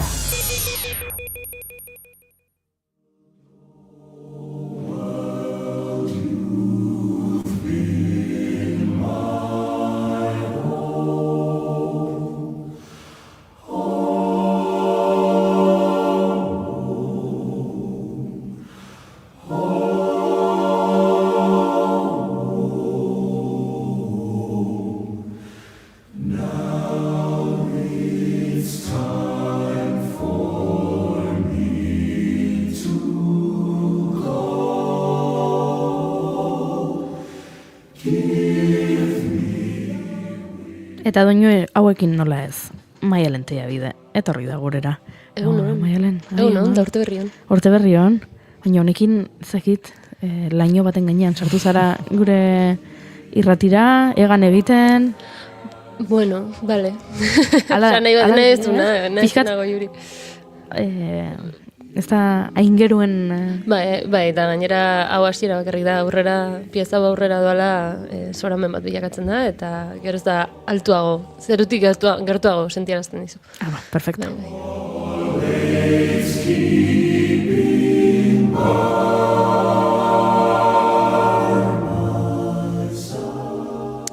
Oporretan zehar irakasle mozorroak kendu dut, baina berriz jantzi dut, Kleenex asko eta infusio asko kin batera. Ez da giro irrati estudio honetan. Ez, atzo kezkatuta neonea alko nun etorri, Ze ahotsa nekan benetan izorratuta, eta bueno, gaur ahotsakin esnatu naiz, ez dago gaizki. Bueno, ba, zerbait? Bai, zer. Bai, azkeneko, ez dakit, urtarriak batetik, egia esan, ziplo jota katarro madarikatu nekin, baina bueno. Ikusi duten bezala ez naiz bakarra, así que nitan man. Galdera batekin nator, aspaldiko partez, ze aspaldian ez dizuet galderarik egin, da galdera da, zer da harmonia? Musika. Beti hitz egin dut harmoniaz nolabait, hola oso gainetik, baina ez dut inoiz esplikatu zer dan harmonia. Zuek ze esango zenukete dala, zuen iritziz zer da harmonia? Nik bakizu, musika aldetik zero ezagutza, eta utxaren urrengoa. Bueno, baina geroz da gehiago. Geroz eta gehiago, zuri esker. Baina harmonia jakinga, eta zut ikasi nik inoiz musika, harmonia nik entzun dudanetan, edo ala ulertu dut nik behintzat, da bi ahotsen, bi ahots edo bi instrumentu edo bi soinuren arteko koherentzia? Melodia iguala da, baina harmonia ezberdina dira, ez da? Melodia... Baina horrek ez dio harmonia hitzari definizio bat. Harmonia egoteko egon behar du ahots bat baino gehiagok, edo soinu, edo nota bat baino gehiagok. Baina baita ere esaten da, bi gauza en harmonia daudenean esaten da, elkarrekin konektatuta edo ondo. Entzuten ditugun soinu ezberdin edo entzuten dugun soinu multzo bati kohesio, koherentzia edo lotura ematen dion zerbait izan daiteke? Gerturatzen goaz. Berez asko zaizlio da, baina bueno, Euskaltzaindiak esaten duna irakurriko dizuet. Euskaltzaindiak zer esaten du. Bi definizio ematen dizkio, bi azepzioa. Lehenengoa, osatasun bat eratzen duten gauza edo zatien elkar hartze egokia. Litzateke harmoniola generalizazio bat, ez? Baina orain harmonia musikala berizten du bigarren esan nahian, da esaten du musika akordeak antolatzeko antzea. Eta egia esan, bigarren definizio hori oso txikia, ez da, eske hori ez da harmonia. Akordeekin zer ikusiakoa, bai, baina igual harmonia zer ikusiko gehiago daukan, hasieran esaten dunarekin, osatasun bat eratzen duten gauza edo zatien elkar hartze egoki horrekin, gertatzen da musikan ez dela egokitasuna bilatzen, nahi eta nahi ez, baizik eta besterik gabe, azterketa bat. Aztertu egiten da. Nik, labur bilduz, esango nizueke, musika pieza batean dauden noten arteko harremana dela harmonia, besterik gabe. Nota ezberdinen arteko harremana, bai baldin badago melodia bat, edo bat baino gehiago. Punto. Orduan, zuk. Nik esango nukeela noten arteko harremana aztertzen duna, besterik gabe. Hori da harmonia. Harmonia musikala. Maiari bosgarren hanka bilatzen eta askoz ere sinpleagoa da. Orain abesten hasten zara, orain mikrofono horretan, abesten hasten zara, eta zuk... Eta danak irrati itzaliko lukete, edo kanalez aldatu. Harmonia egon daiteke. Bai. Claro, nik pentsatzen nuen, egon bardula hor ondoan beste norbaitek, eta biok abesten Ez nahi eta nahi ez. Ze denborantzearen entzun dezuna ere harremandu dezakezu. Hor dago kontua. Baina, harmonia hitza mitologia gerrikotik dator, ze harmonia jainkosa bada. Orekaren eta bakearen eta adostasunaren jainkosa. Erromatarren konkordia, esan nahi duela bihotzarekin, eta harmoniaren aurkako jainkosa dela eris, erromatarren diskordia dela bihotzik gabe. Txorakeri bat ematen duen guztiak, baina berez badauka trasfondo filosofiko bat harmonia hitzak eta esan nahi duena, eta batez ere grekoen musikarentzat esan nahi duenarekin, ze grekoek badituzte hainbat kontzeptu etosa bezala harmoniarekin oso lotuta daudena, ze harmonia edertasun mota bada, eta guretzat musikan ere harmonia edertasun mota bat da, baina gehiago bilakatu da baliabide bat beste ezer baino, ez? Baina bai topatzen du, pues ez dakit, badauka horrelako lotura handia filosofiarekin baita ere harmoniak. Eta gero jakin behar dezute badaudela zenbait hitz, adibidez kakofonia hitza, esan nahi duena, kakos itxusia eta fonos soinua, pues, soinu desatsegina, ez? Harmoniarekin guztiz talka egiten duen hitza, ez? Kakofonia. Eta esan dizudan bezala, adibidez etosa eta kosmosa dela ordena, pues adibidez kosmetiko hitza, ez? Hortik datorrela. Eta adibidez etosa dela musika eta afektua aztertzen musikaren eta afektuaren arteko konexioa aztertzen ditun kontzeptu grekoa, esan bezala, hori, harmoniarekin zerikusia handia dauka. Orduan, naiz eta zerbait musikala izan guretzat eta guk zerbait musikal bezala ikusiko dugun gaur, dauka trasfondo filosofiko handia, gainera milaka urte atzak adi joana. Aspalditik datorren kontzeptua da harmonia, gertatzen dena da, urteak pasa dela, evoluzionatu egin du, eta igual zerbait filosofikotik zerbait utilitariora pasatu da. Baina bai, badauka bere trasfondoa hitzonek.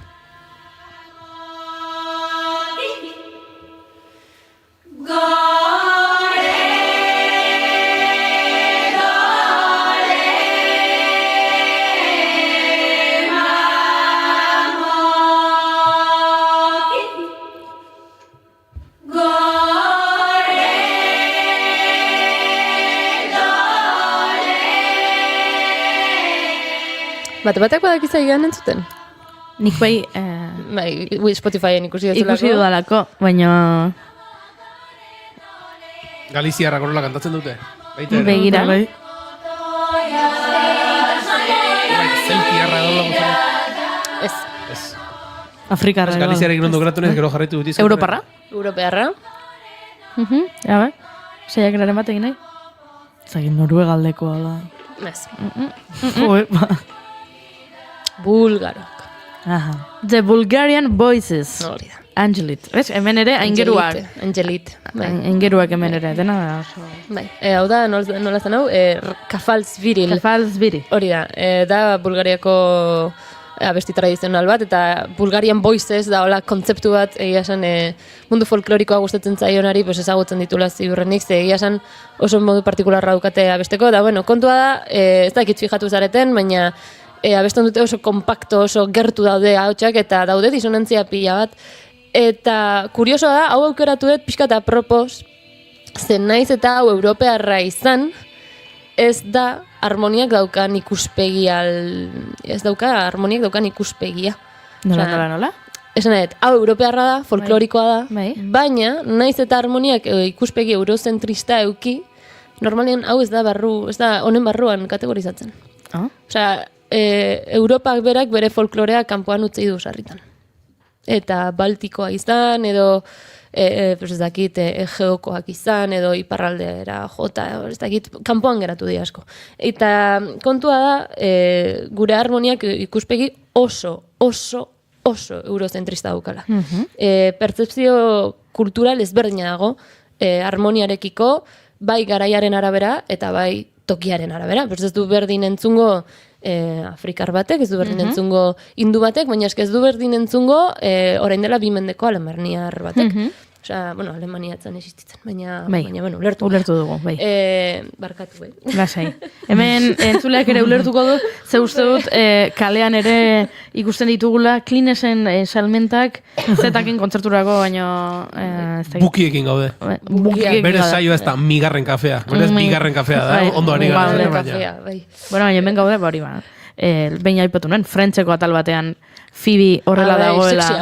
Eta orduan iruditzen zaio berari oso sexy da. La flema sexy, nola da? Bai, eta iruditzen zaio hobeto abesten duela, gaixorik dagoenean. Kriston arrakasta dauka. Eta jendeari gustatzen zaio, eta bueno, gainera hasten da pixkat jazeroago abesten, eta orduan gero, gainditzen duen marranta, hasten da, jende ez ezagunaren Kleenexak hartzen, marranta, jende ez ezagunaren Kleenexak hartzen, berriro gaixotu alizateko, berriro sexy abestu alizateko. 2008an hori otzen ondo ikusita. Ez.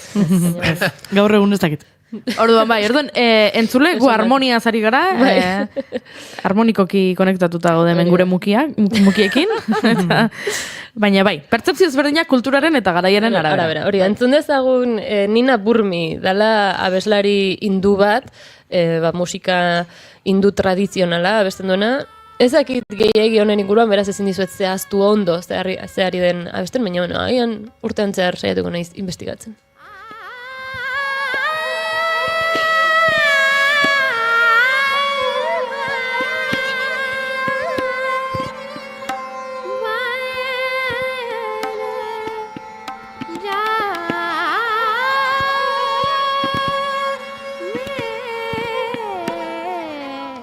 Entzuten dezuen bezala, oso desberdina, ez daukaz ikusirik guk hemen normalean entzun dugunarekin. Baina, entzun dezagun urrengoa baita ere. 1985, Bali, Peliatan, Gamelanak. Gamelanana da zoran bemat. Nire gintzat, onartu behar dut, olako desasosiego bat sortzen dit soinu horrek, oso deserosoit ez daitu elaretan, baina entzunin behar da elare.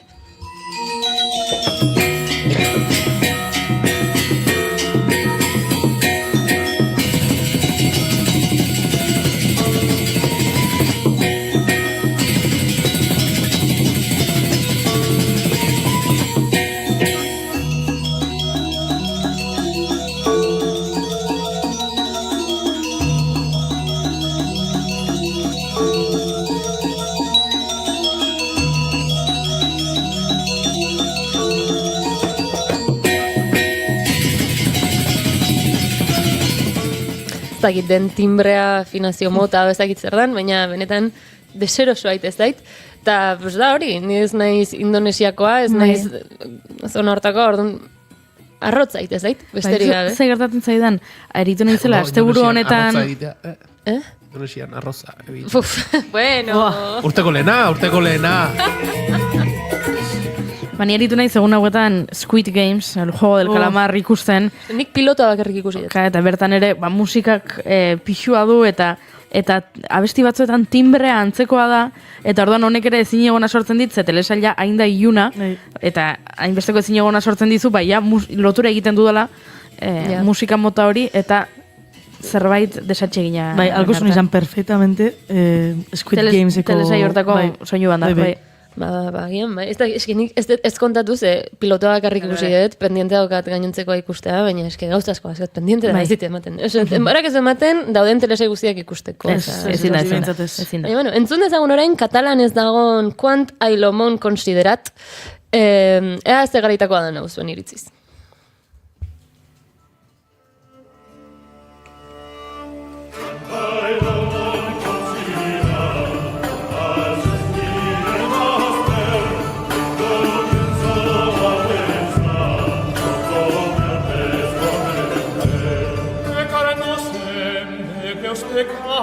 Carreras, si un quehen podrán ser perdonadas. Zemendetakoa dela esango zenukete. Hau izan ziteken lasai asko, Pascal Gainek 2022an irati pelikularako egindako soinu banda. Baina ikusten hemen trampa dagola, ze Dan Motaren gatik, nik esango nuke, 100 urte dituela, baina uste dut Maialenak askotan trampa horiek egiten dizkigula, eta uste dut hau izango dela 2019ko... Ez. Mendea jakitearik, mendea esantzazu eta listo. 17. Ez. 14. Gertu. 13. Bai. Ez nuen esan nahi 13. 1200 piku. 1200 pikuko pieza bat. 1200 pikuko, full erdiaroa.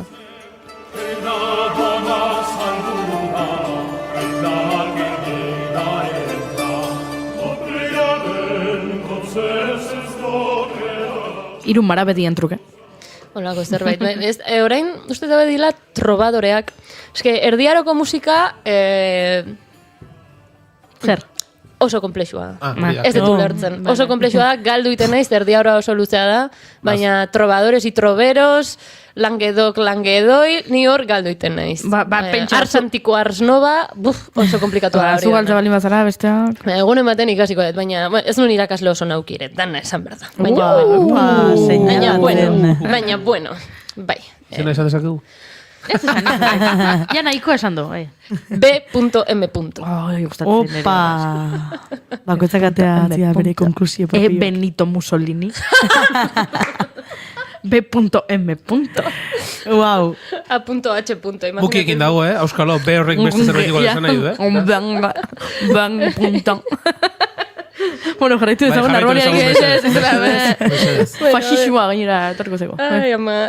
Bueno, musikari eta teoriko europearrek unibertsaltzat eman dituzten arau musikalak ez dira horrelakoak inondik inora, baina claro, zergatik, nik uste logika daukala, ez izatea unibertsalak, baina bueno, arrazoi nagusi batzuk badaude. Lehenabizi kolonizazio kulturalagatik. Noski, osazu iristen zanean beste herrialde batera eta bertako kultura pikutera bidaltzen dezunean, pues jazta, aiztea, kanpoan uzten, ondare izugarri ondia. Bigarrenik, harmoniaren teorizazioa praktikaren ikuskaketaren ondoren dator. Osea, ez da lehenengo teorizatzen eta gero musika egiten, baizik eta alderantziz, orduan ezin da unibertsala izan, ez bali maezu dana aztertzen, eta bakarrik zentartzen bali mazera, Europan egiten dan musikan, aiza teorizatzen bakarrik, ez da oso txiki bat, ezin da unibertsala izan. Eta hola, hor jarriet, Ramoren tratado sobre la armonía, 1722koa, gure gaur egungo musika, hortik datorrela hori izan zen igual tratadu garrantzitsuenetako bat, 1722koa, oza, 18. mendeko hasiera ja baditu urteak, eta gauza asko india ordundik, baina bueno. Eta ordea, onartu behar zaio sistema europearrari akustikaren arau naturaletan oinarritzen dela, eta polifonia asko garatu duela horri esker. Baina baita ere, esan beharra dago, arau horiek austari esker musikak aurrera egin duela, zorionez, beraz, ez dia arauak.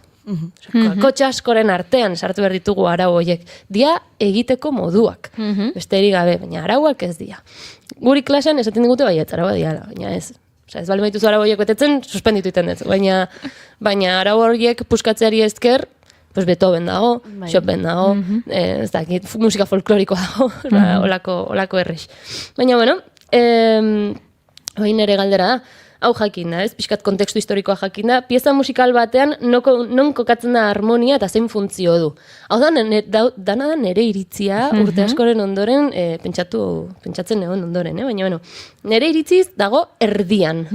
Erdian kokatzen da melodiaren eta harmoniaren, melodiaren eta erritmoaren artean. Zergatik, mi elementuen arteko konexioa egiten duelako, ze harmoniak melodia batik kontekstua ematen dio, eta erritmoaren bitartez intentzioa ematen dio pieza osoari. Pianoan ingo izuet demostrazio txiki bat, zintz egin ondoren, izpaz aizue importan. Vale, venga, jarraitu, gure pazientea da, zeran. Egoili arraze, oso gaizki dago Maialen Tellabide, eta... A ber, txaron, eska. Txaron. Kamarak ere ez zaitu jarraitu? Bida, hain geixo dago, kamarak ez duela Maialen jarraitu nahi izan, badijoa. Entzute zaitu, Bai. Joko dizuet Mozarten sonata mitikoetako baten hasiera dela hau. Segundu bate, Julenen ankartea ikusten ari gara eta.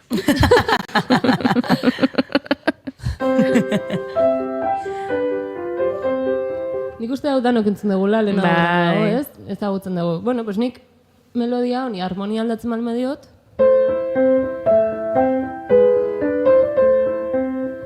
Berdina da? Ez. Melodia aldatu dut? Ez. Baina melodia hori inguratzen duten notak aldatu ditudanez, melodia horri kontekstua aldatu diot. Ja ez da hain alaia. Bai, egia da. Hau asko zeren melankolikoagoa da, horrelako zerbetez, ilunagoa. Pues harmoniak hau egiten du, zuk melodia bati inguratzen ditun notak aldatzen malme dizkiozu, kontekstua aldatzen diozu, melodia hori kokatu duzu beste toki baten. Nik hau ni aldiot gehiago aldatu harmonia.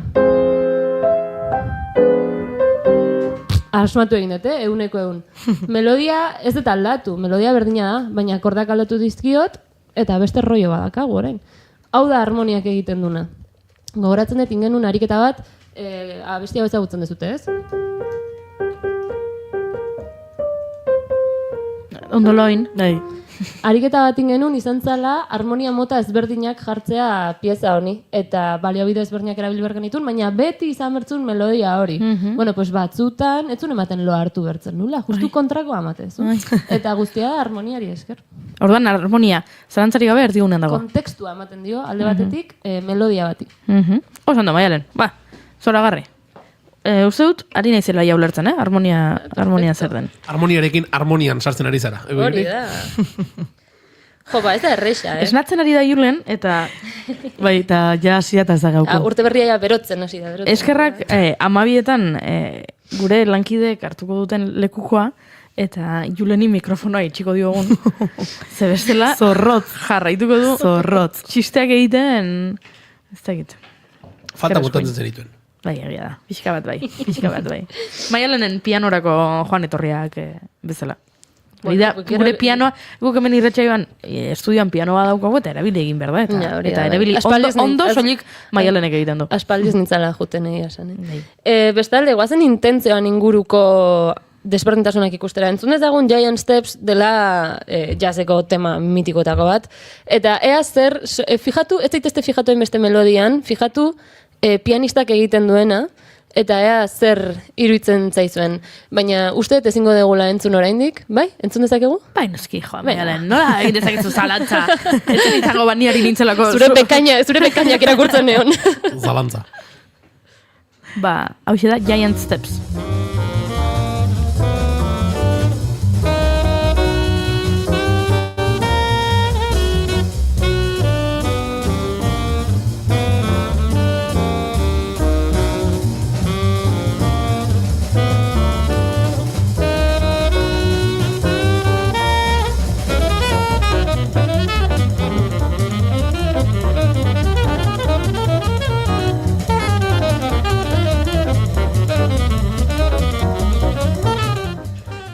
Ez dakit fijatzen zareten pianoa, baina pam, pam, pam, pam. Dema guztian akordez aldatzen dago, demora guztian. Ez da kainbeste zerikusi abiadurarekin edo bateriak egiten duenarekin, osea, erritmo harmonikoa kasu hontan dela kontzeptu oso garrantzitsu bat, osea, alde batetik kontekstua, beste alde batetik intentzioa, kasu hontan harmoniaren intentzioa da aurrerako sentsazio hori aldaketa konstantea eta sinceramente agobio puntu bat. Ze da oso abesti komplexua. Entzun dezagun orain Pat Metheny-ren Last Train Home, baitare bateriak kriston aktibidade pila badakana, baina harmoniaren erritmoa desberdina denez, ez du agobio sentsazio hori ematen. Entzun dezagun. Ez, orain bai ezin dugu entzun. Orain ezin dugu entzun, bale. Zergatik ezin dugu entzun. Venga, ba. Hau ez da Last Train Home, Goiuri. Honek Last Train Home Pat Metheny izena du. Ez da hau inundik inora. A ber, izan daiteke, hau. Bai, hau izan. Biek izena dute Last Train Home. Claro, barkatu, ni jarri dut Last Train Home Pat Metheny, eta zuk nahi zenuen Last Train Home Pat Metheny Group. Claro. Hori da, bai.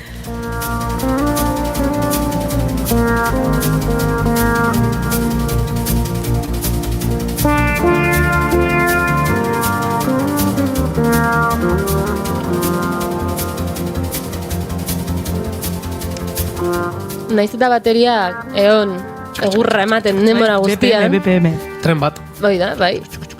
Abestian sentsazioa ez da agobiantea. Justu kontrakoa oso lasaia eta melodiak nota asko ditu. Baina harmonia askoz ere motelago aldatzen danez, ez du agobio sentsazio hori ematen. Osea, konexio egiten du erritmoaren eta melodiaren artean. Orduan, intentzio bat ematen dio melodia horri. Intentzio bat ematen dio. Zuk akordak behin eta berriro eta gainera oso aldakor aldatzen balima dituz, osea, uren artean harreman aparenterik ez daukaten akordeak jotzen balima dituzu oso bizkor, normalean agobio sentsazio ematen du. Ordea, akorde horiek eta nota luze horiek poliki aldatzen baldin badoaz, belarrian sentsazioa edo entzularen sentsazioa askoz ere lasaiagoa da. Orduan intentzio bat ematen dio bestiari, ze bateria egurra ematen dago, Osea, bateria ez joa motel, precisamente. Baina ez da kasu agobio sentsazioa, ez da kasu sentsazioa bestia bizkor doanik. Eta harmoniari esker da kasu honetan.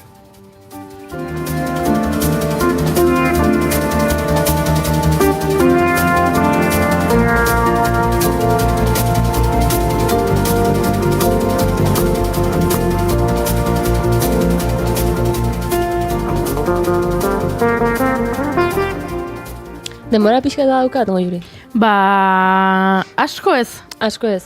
Asko ez, gure urrengo gonbidatua zai dago eta hortxe ikusten dugu, baina pixka bat bai, pixka bat badaukagu, bai. Bueno, jarraituko dut orduan apurtxo bat, zueko esaia zuen, noiz isildu behar naizen. Nola aztertzen dugu harmonia musikariok, edo zein da lehenengo pausua, edo nondik noragoaz, ba, txikitik handira, beti, txikitik handira, osotasun bat, baina lehenengo zatiak. Azten gara interbaloekin, interbaloak dira noten arteko distantziak, neurtzen ditugula tono eta tono erdietan, punto. Interbalo horiekin akordeak eratzen ditugu, diala gutxienez hiru notak aldi berean sonatzen dituzten egiturak. Akorde horiek bata bestearen ondoren jartzen ditugunean progresio harmonikoak ditugu, akordeen progresioak ditugu. Eta akorde progresio horiek bateratzen ditugunean abestiaren egitura aztertu dezakegu. Orduan dira lau elementu. Intervaloa inoiz? Ez eskolako musika klaseetan edo ez nire lagun musikariek sekula hain argi azaldu hori, eskerrik asko Maialen. Ez horregat. Joa, adiba. Ba hori, intervaloak, akordeak, akorden progresioak eta azkenik egiturak. Gainera, kuriosoa da, ze beti geroz eta egitura buruz egianean esaten dugu A, B, A, C, A, D, ez dakiz zer, baina akordeak esaten ditugunean fa, zazpi sostenido, maika, bemol, behat, ez dakiz zer. Goaz geroz eta gehiago simplifikatzen, zenbat eta estruktura handiagoa aztertu behar dugunean, oso kuriosoa da, baina beharrezkoa ze, bestela informazio gehiegi gorde behar dezu buruan. Eta horrela aztertzen dugu. Orduan, adibidez, kontrapuntua zer da, leno esan du Eirek, bi melodia elkarren artean sonatzen dutenean, ez da gizter, bueno, hori da kontrapuntua. Eta kontrapuntua dira, hainbat melodia aldi berean sonatzen, euren artean egitura harmoniko bat osatzen dutenak. Hori da kontrapuntua, hori oso modan jarri zan barrokoan, eta egia zen baliabide musikal oso ona da, ze komplexua da, sudoku musika da, esencialmente. Hau jakinda, musika bi modutara aztertu dezakegu. Imaginatu dezagun denok partitura bat, bai? Pianoko adibidez ditula, bi pentagrama. Bat goian, bestea behian, eskubiarena eta ezkerrarena. Musika aztertu dezakegu, edo harmonia aztertu dezakegu, bai modu vertikalean, eta bai modu horizontalean. Vertikalean, aldi berean sonatzen duten gauzak aztertuz, alegia akordeak, eta horizontalean, akordeen progresio horiek eta egitura horiek aztertzeko, orduan, harmonia bi modutan ikusten dugu. Bai vertikalean, da bai horizontalean. Eta ez dakit denbora ematen diten pianora juteko berriz, ze joko txiki bat nekan prest. Venga, ba, pianoarekin bukatuko dugu. Venga, ba. Eta horrela izango da, amaiera borobila. Ba, Maialen pianora doan bitartean, begira kamarak orain bai, jarraitu egin dio, zoragarri, Maialen. Oso ondo, jo, eske kamara hau. A ber, momentu... Segundu bat ez dugula Maialen entzuten, baina saiatuko gara. Bitartean, Paul Mezeni grupo entzuten ari gara.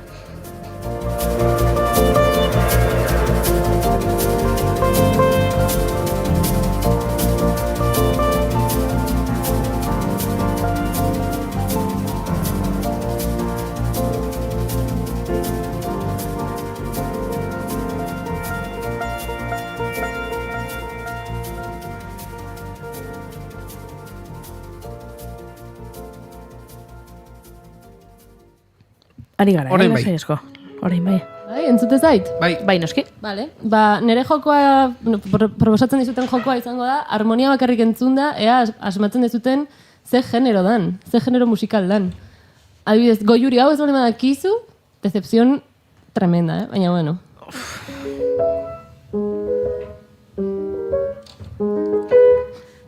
Bai, badakitza bestidan? Ja, buah, asko alko zen izan deba izta.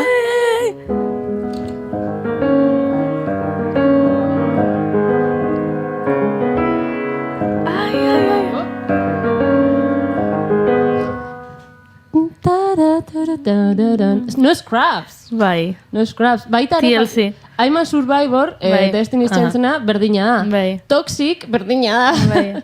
Hau da, 80ko popaeko abesti tipo bat. Bai. Pues dia laba akorde horiek, jazta. Horain ningo dugu, abesti tipo bat, pues adibidez, pues ez dakit, kantautore bat izango anintz bezala, ez dut izango izenik, baina kantautore bat izango anintz bezala.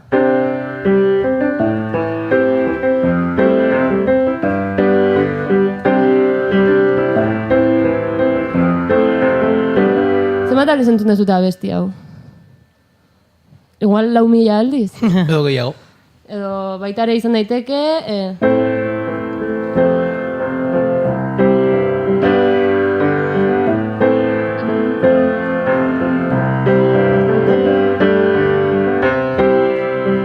Pues hau da, harmonia, inaiz erabiltzen denbora guztian laba akorde. Eta orain pixka Disney bilakatuko dugu asuntoa. Berdina, Akorde berdinak.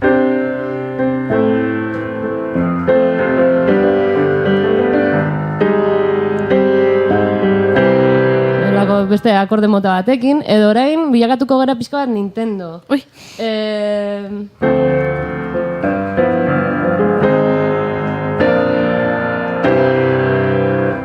Adibidez. Edo, zea besti da hau? Ono zan? Queen. Bohemian Rhapsody. Hori, ya está, pues hori da, akorde bat, desplegatuta. Zea besti da hau? Bingo musikatua. Zea besti da hau? Ere? Hemen eiria da musikaria. Bai. Ezagutzen dezute, zea besti da? Pista bat, berde. Ilabete bat da. September. Bai da. Oh, que temon. Bai, September da. Gero que temon esaten du, ez? Zesan du? Que temon. Ba, hori, ba. Akordeak bakarrik entzun da, jakin dezakegu ze genero besti, ze musika genero entzuten gauden, edo zea besti dan. Zenik ez dut melodia jo inolako kasutan. Akordeak bakarrik jo ditut, eta askotan hori akorde batzuk erabilita edo beste batzuk erabilita, pues, edo genero baten gaude edo beste baten gaude.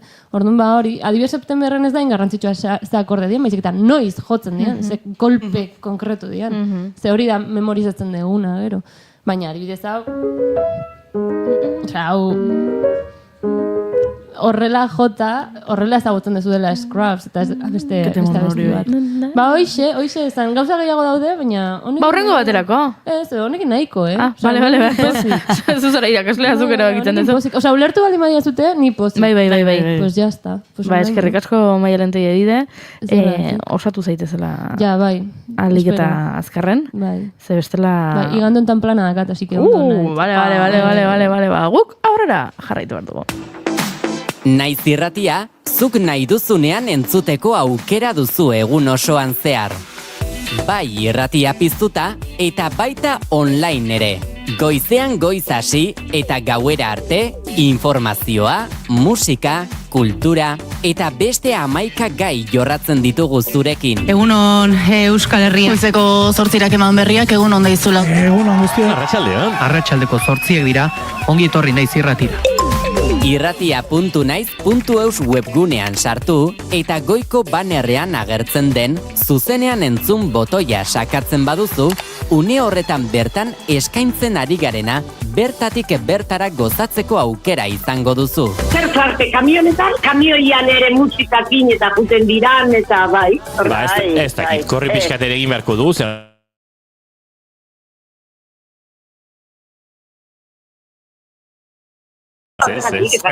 Ilusio guztiak animatzen diteu korrik egitea. Joaten zaren lekura joan da, eraman ezazu Naiz irratia zurekin.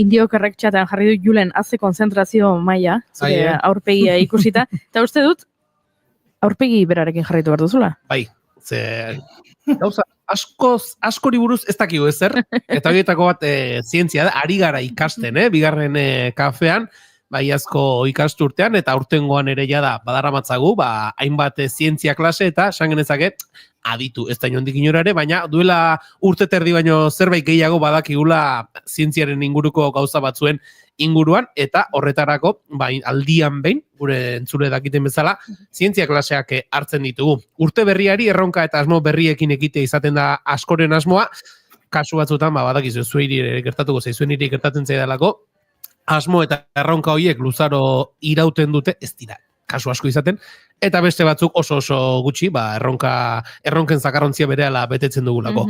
Guk urte berriari, zientziaren ikuspuntutik begiratuz ekin nahi diogu, eta zientziaren alor horretan urteak ekar dezakenaren ingurukoak aztertzeko, prest dugu, gure zientzia irakaslea, Izortze Santin Gomez, Euskal Herriko Unibertsitateko ikerlaria. Egunon eta ongi etorri Izortze? Kaixo, egunon, eta urte berrion. Urte berrion. Berdin, zer moduz hasi duzu urtea? Kostata. Erdi gaixo ibili gara etxean, eta, kostatzen ari zait, ritmoa hartzea. Nik uste dut, ari garela, Euskal Herri osoa pixkanaka, egunez egun batzuk osatu, beste batzuk gaixotu, eta akaso asteburuan mitoaroan ibili den jendea datozen egunetan ere gaixotuko da. Izortze. Ez esan hori. Izortze, kalderatxo bat, zientziaren alorrean urtea noiz hasten da, urtarrilaren batean, edo ikuspuntu akademikoago batetik, irailean ekiten zaio urte naturalari zientziaren alorrean. Nola banatuko zenuke, definituko zenuke? Baitu, zientziaren ibilbideak nola etengabea denbora guztian ari gara zientzia egiten, ikuste dut urtarrilaren batean hasiko litzatekela. Beraz, oraintxe ari gara, urte berriko, lehen pausoiek ematen zientziaren alorrean ere, Izortze, aurtengorako erronken inguruan hitz eginez hasiko gara, horrela gero banaka sakontze joango gara, orokorrean zeintzuk esango zenituzke direla aurtengorako erronkak? Erronka asko ditugu, baina ni bi nabarmenduko nituzke eta nik uste beraien artean lotura dauzkatenak. Alde batetik aldaketa klimatikoari aurre egiteko erronka, hor daukagu, zientziatik etorriko dira konponbideak esan dezagun, baina konponbide horiek martxan jartzea denon ardura izango da. Eta horrekin lotuta nik uste dut ere, beharrezkoa dela pandemia berriei aurre egiteko neurriak, akordioak edo egitea, Eta pandemia horiek hain zuzeren etorriko dira aldaketa klimatikoa dela eta, Azkenean zoonosiak eta aldaketa klimatikoak eragingo dituelako batez ere. Orduan nik uste dut bi erronka horiek direla nagusiki, 2025ean landuko ditugunak nolabait. Urteko azken egunak eta urte berriko lehendabizikoak izaten dira alde batetik, urtean zehar gertatu denaren errepasoa egiteko, eta bestetik orain aipatzen ari garen moduan, urte berriari begira, alor edo gai bakoitzean, izan daitezken erronka hoien inguruan ere hitz egiteko. Gu gaurkoan Izortze, Science agerkarian agertu den artikulu bat hartuko dugu oinarri, eta bertan aipatzen diren puntuak aztertzen joango gara, eta uste dut Goiuri, horietako batean, azpimarrazu zer horrek egin nahi duzula, ezta? Bai, ostiralean ez, igandean Golden Globes sariak, hau da, urrezko globoak banatu zituzten Hollywooden, lehenengo aldiz, 85. edizioa zen aurtengoa, eta lehenengo aldiz emakume batek berak bakarrik aurkeztu du, bera ordura izan da orain arte, badakizue, edo gizonek aurkeztu dute, 90ean, eta emakumek aurkeztu dutenean, 2 edo 3 emakumek egin dute, denok dakigun bezala, 2 emakumek gizon bat egiten dute, ez? Horri da, Hollywooden matematika behintzat horrela da, eta aurten lehenengo aldiz, Nikki Glazerrek aurkeztu ditu sariak, lehenengo aldiz, esan bezala, 85 urtetan emakume batek berak bakarrik aurkezten duela, eta lehenengo esaldia izan zen, ongi etorri, urrezko globoetara, Ozenpiken gau handira. Hau da, hasieratik aipatu zuen eta mai gainean jarri zuen bolo-bolo dabilen gauza bat dela gizentasunaren aurkako boltiken kontu hau, ze puri-purian dago eta entzuten ditugu, ikusten ditugu sareetan, izugarria izaten ari da, eta niri gustatuko litzaidake behintzat zientziaren ikuspuntutik Izortzek kontatzea ze demontre ari den gertatzen hemen. Hemen kriston nahasmendua dagoela, egia da, botika horiek existitzen direla, GLP bat analogoak deitzen zaie, eta berez horiek egiten dutena da, intsulinaren ekoizpena bultzatu, eta modu horretan odolean daukagun azukrea zeluletara sartzen da, eta zeluletan erre egiten da. Ze gertatzen da, azukrea erretzen dugunean, logikoki pisua galtzen dugula.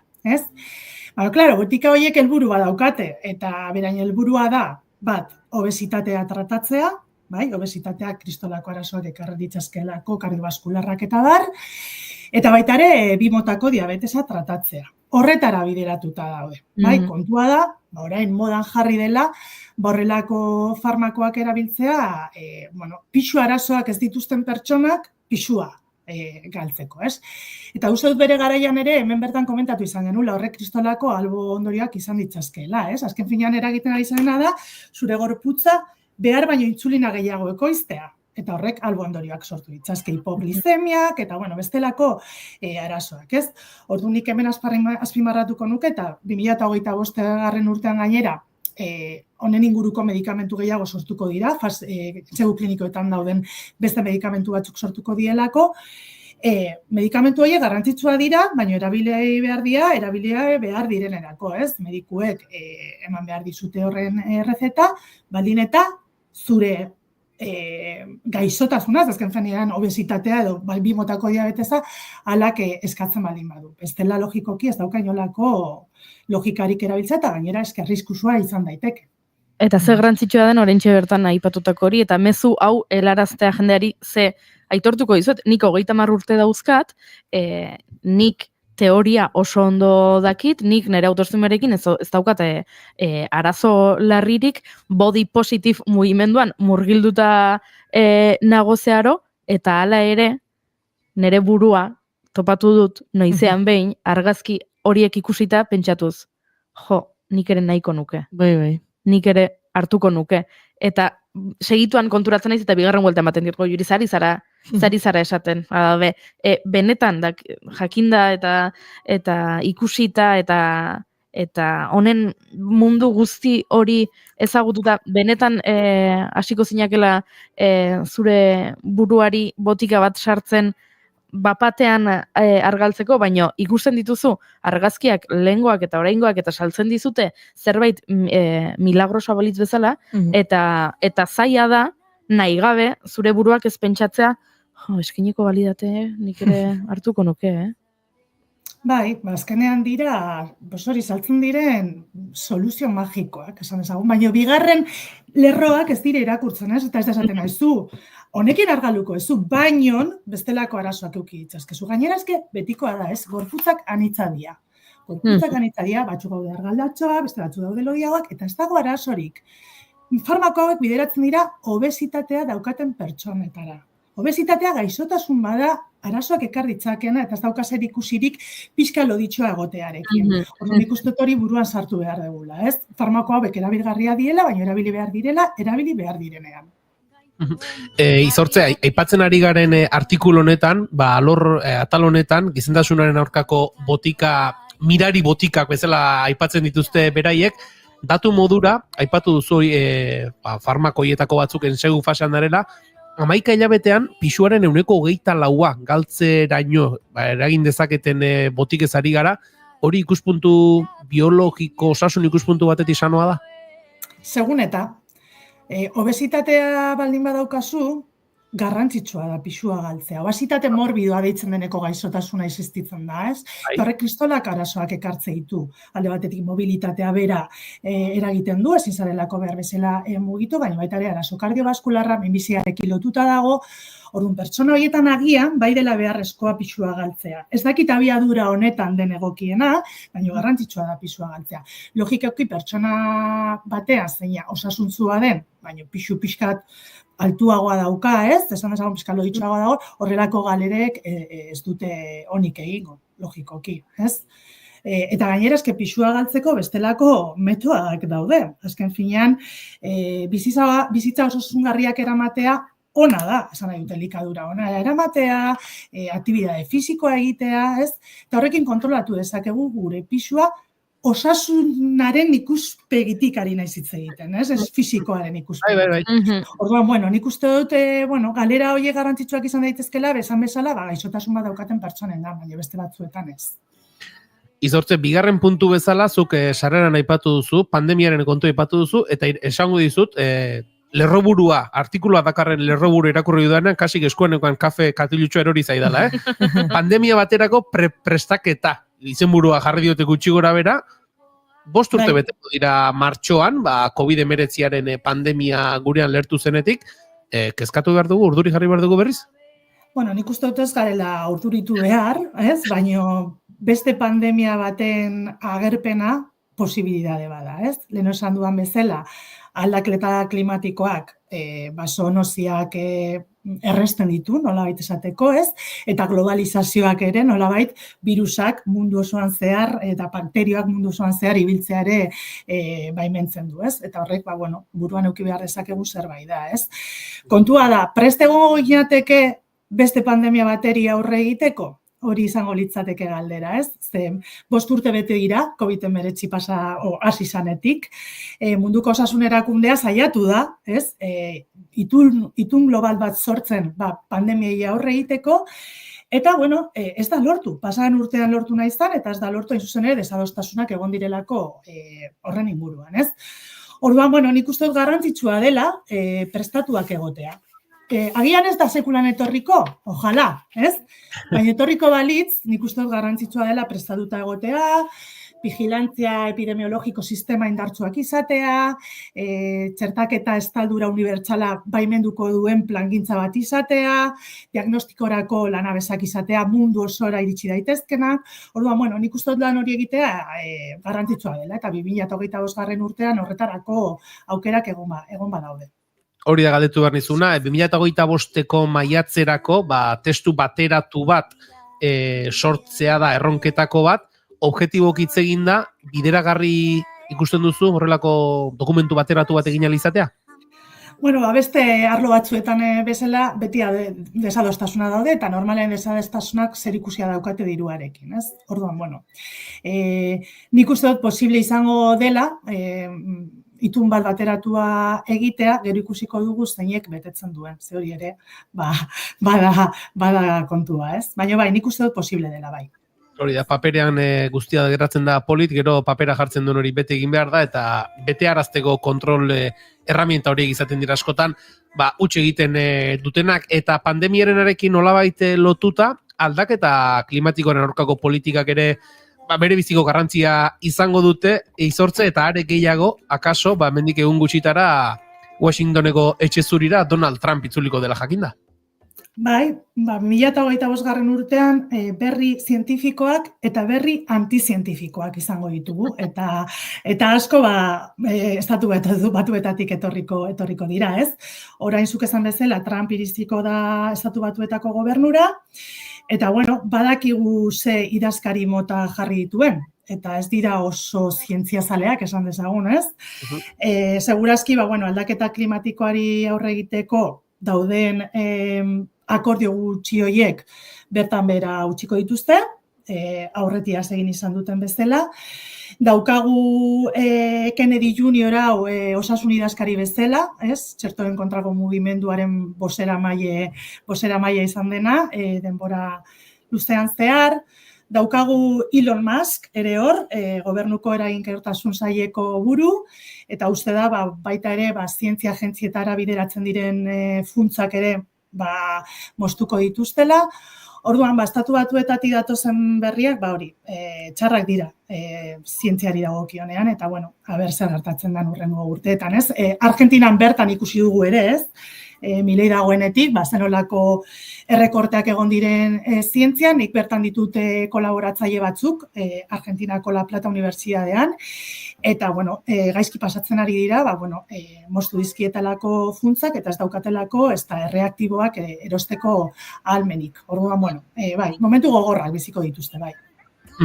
Trumpen aurreko agintaldian, gogoratuko dugu, Paris 2015ko akordio klimatikoietatik atera zituela estatu batuak, orain hasiko den agintaldi berri horri begira badago, hau bezalako adibide praktikorik edo adibide argirik edo nondi jo dezake edo zertan eragin dezake Trumpen agintaldi honek nazio artean edo munduko estatu ezberdinen artean aldaketa klimatikoari aurre egiteko lortu nahi diren akordioen inguruan.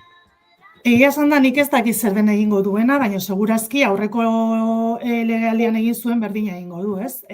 Aldaketa klimatikoari aurre egiteko dituzten neurri gutxi horiek bertan behera utziko ditu, eta Pariseko akordio hori alde batera utziko du, eta bestelako neurri batzuk hartuko dituela argi dago, ez? Baina, ikusteke dago, noraino iristen den.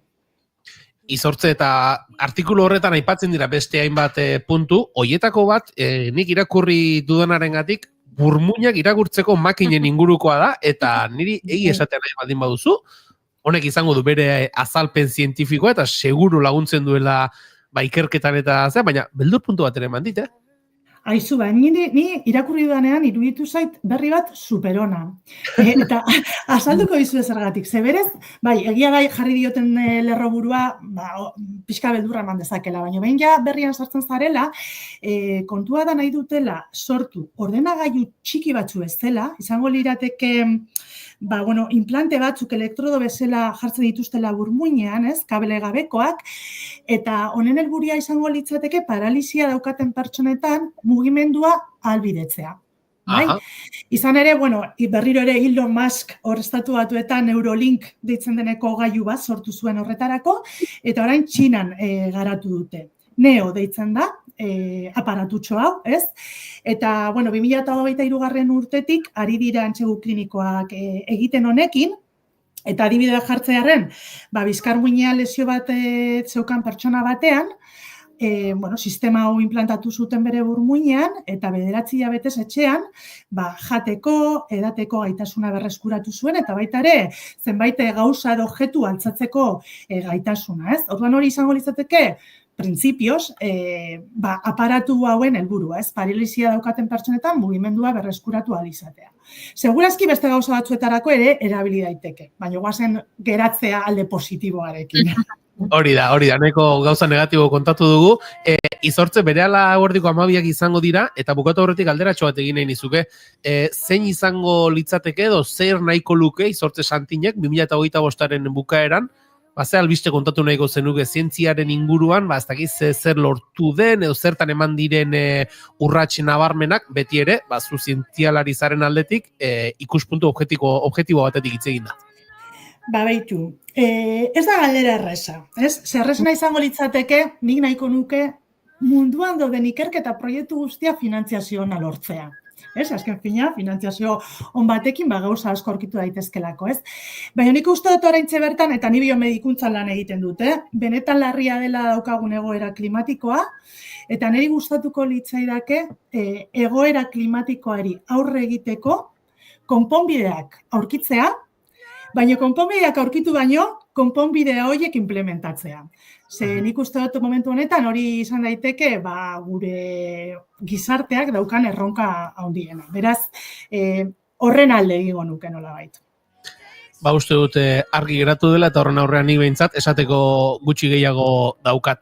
Izortze Santin Gomez, eskerrik asko, 2025ko lehendabiziko zientzia klase honengatik, eta esan dagoa hemendik gaurrean ere, tartean behin, joango gara, eskola berriak eta ezagutza berriak jasotzen. Eskerrik asko! Zuei, ondo segi. Agur! Agur! Every mistake I make takes me away from my home.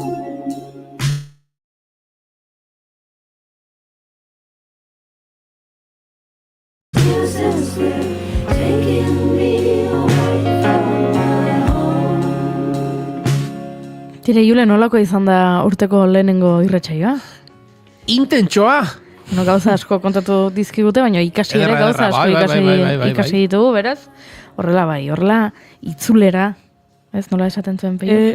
Hori da, ederra izango dela itzulera, ederra izan da. Batzuk peiorekin oso pozik egongo dira, eta beste batzuk oraintxe bertan, asarrera, sarrerak lortu ez dituzten jendea, saretan ikusi ditugu. Baina iragarri du, iraiaren bosterako mitoraren bigarren itzordua. Ez, eta ja uste dut horre sarrerak martxa derrean doazela, beraz? Baina hor badaudela, aukera badagoela oraindik segiz. Egin ez alaste nagusi bat, aste betean ilunben kontzertuak eta bete egingo ditu.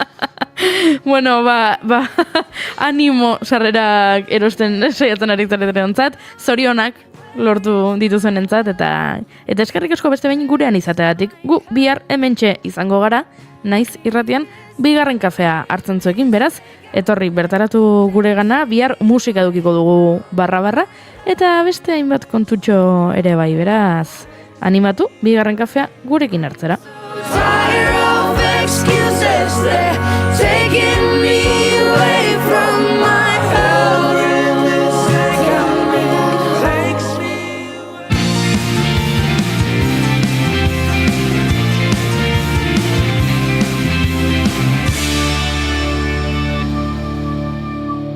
Keep calm and bigarren kafea.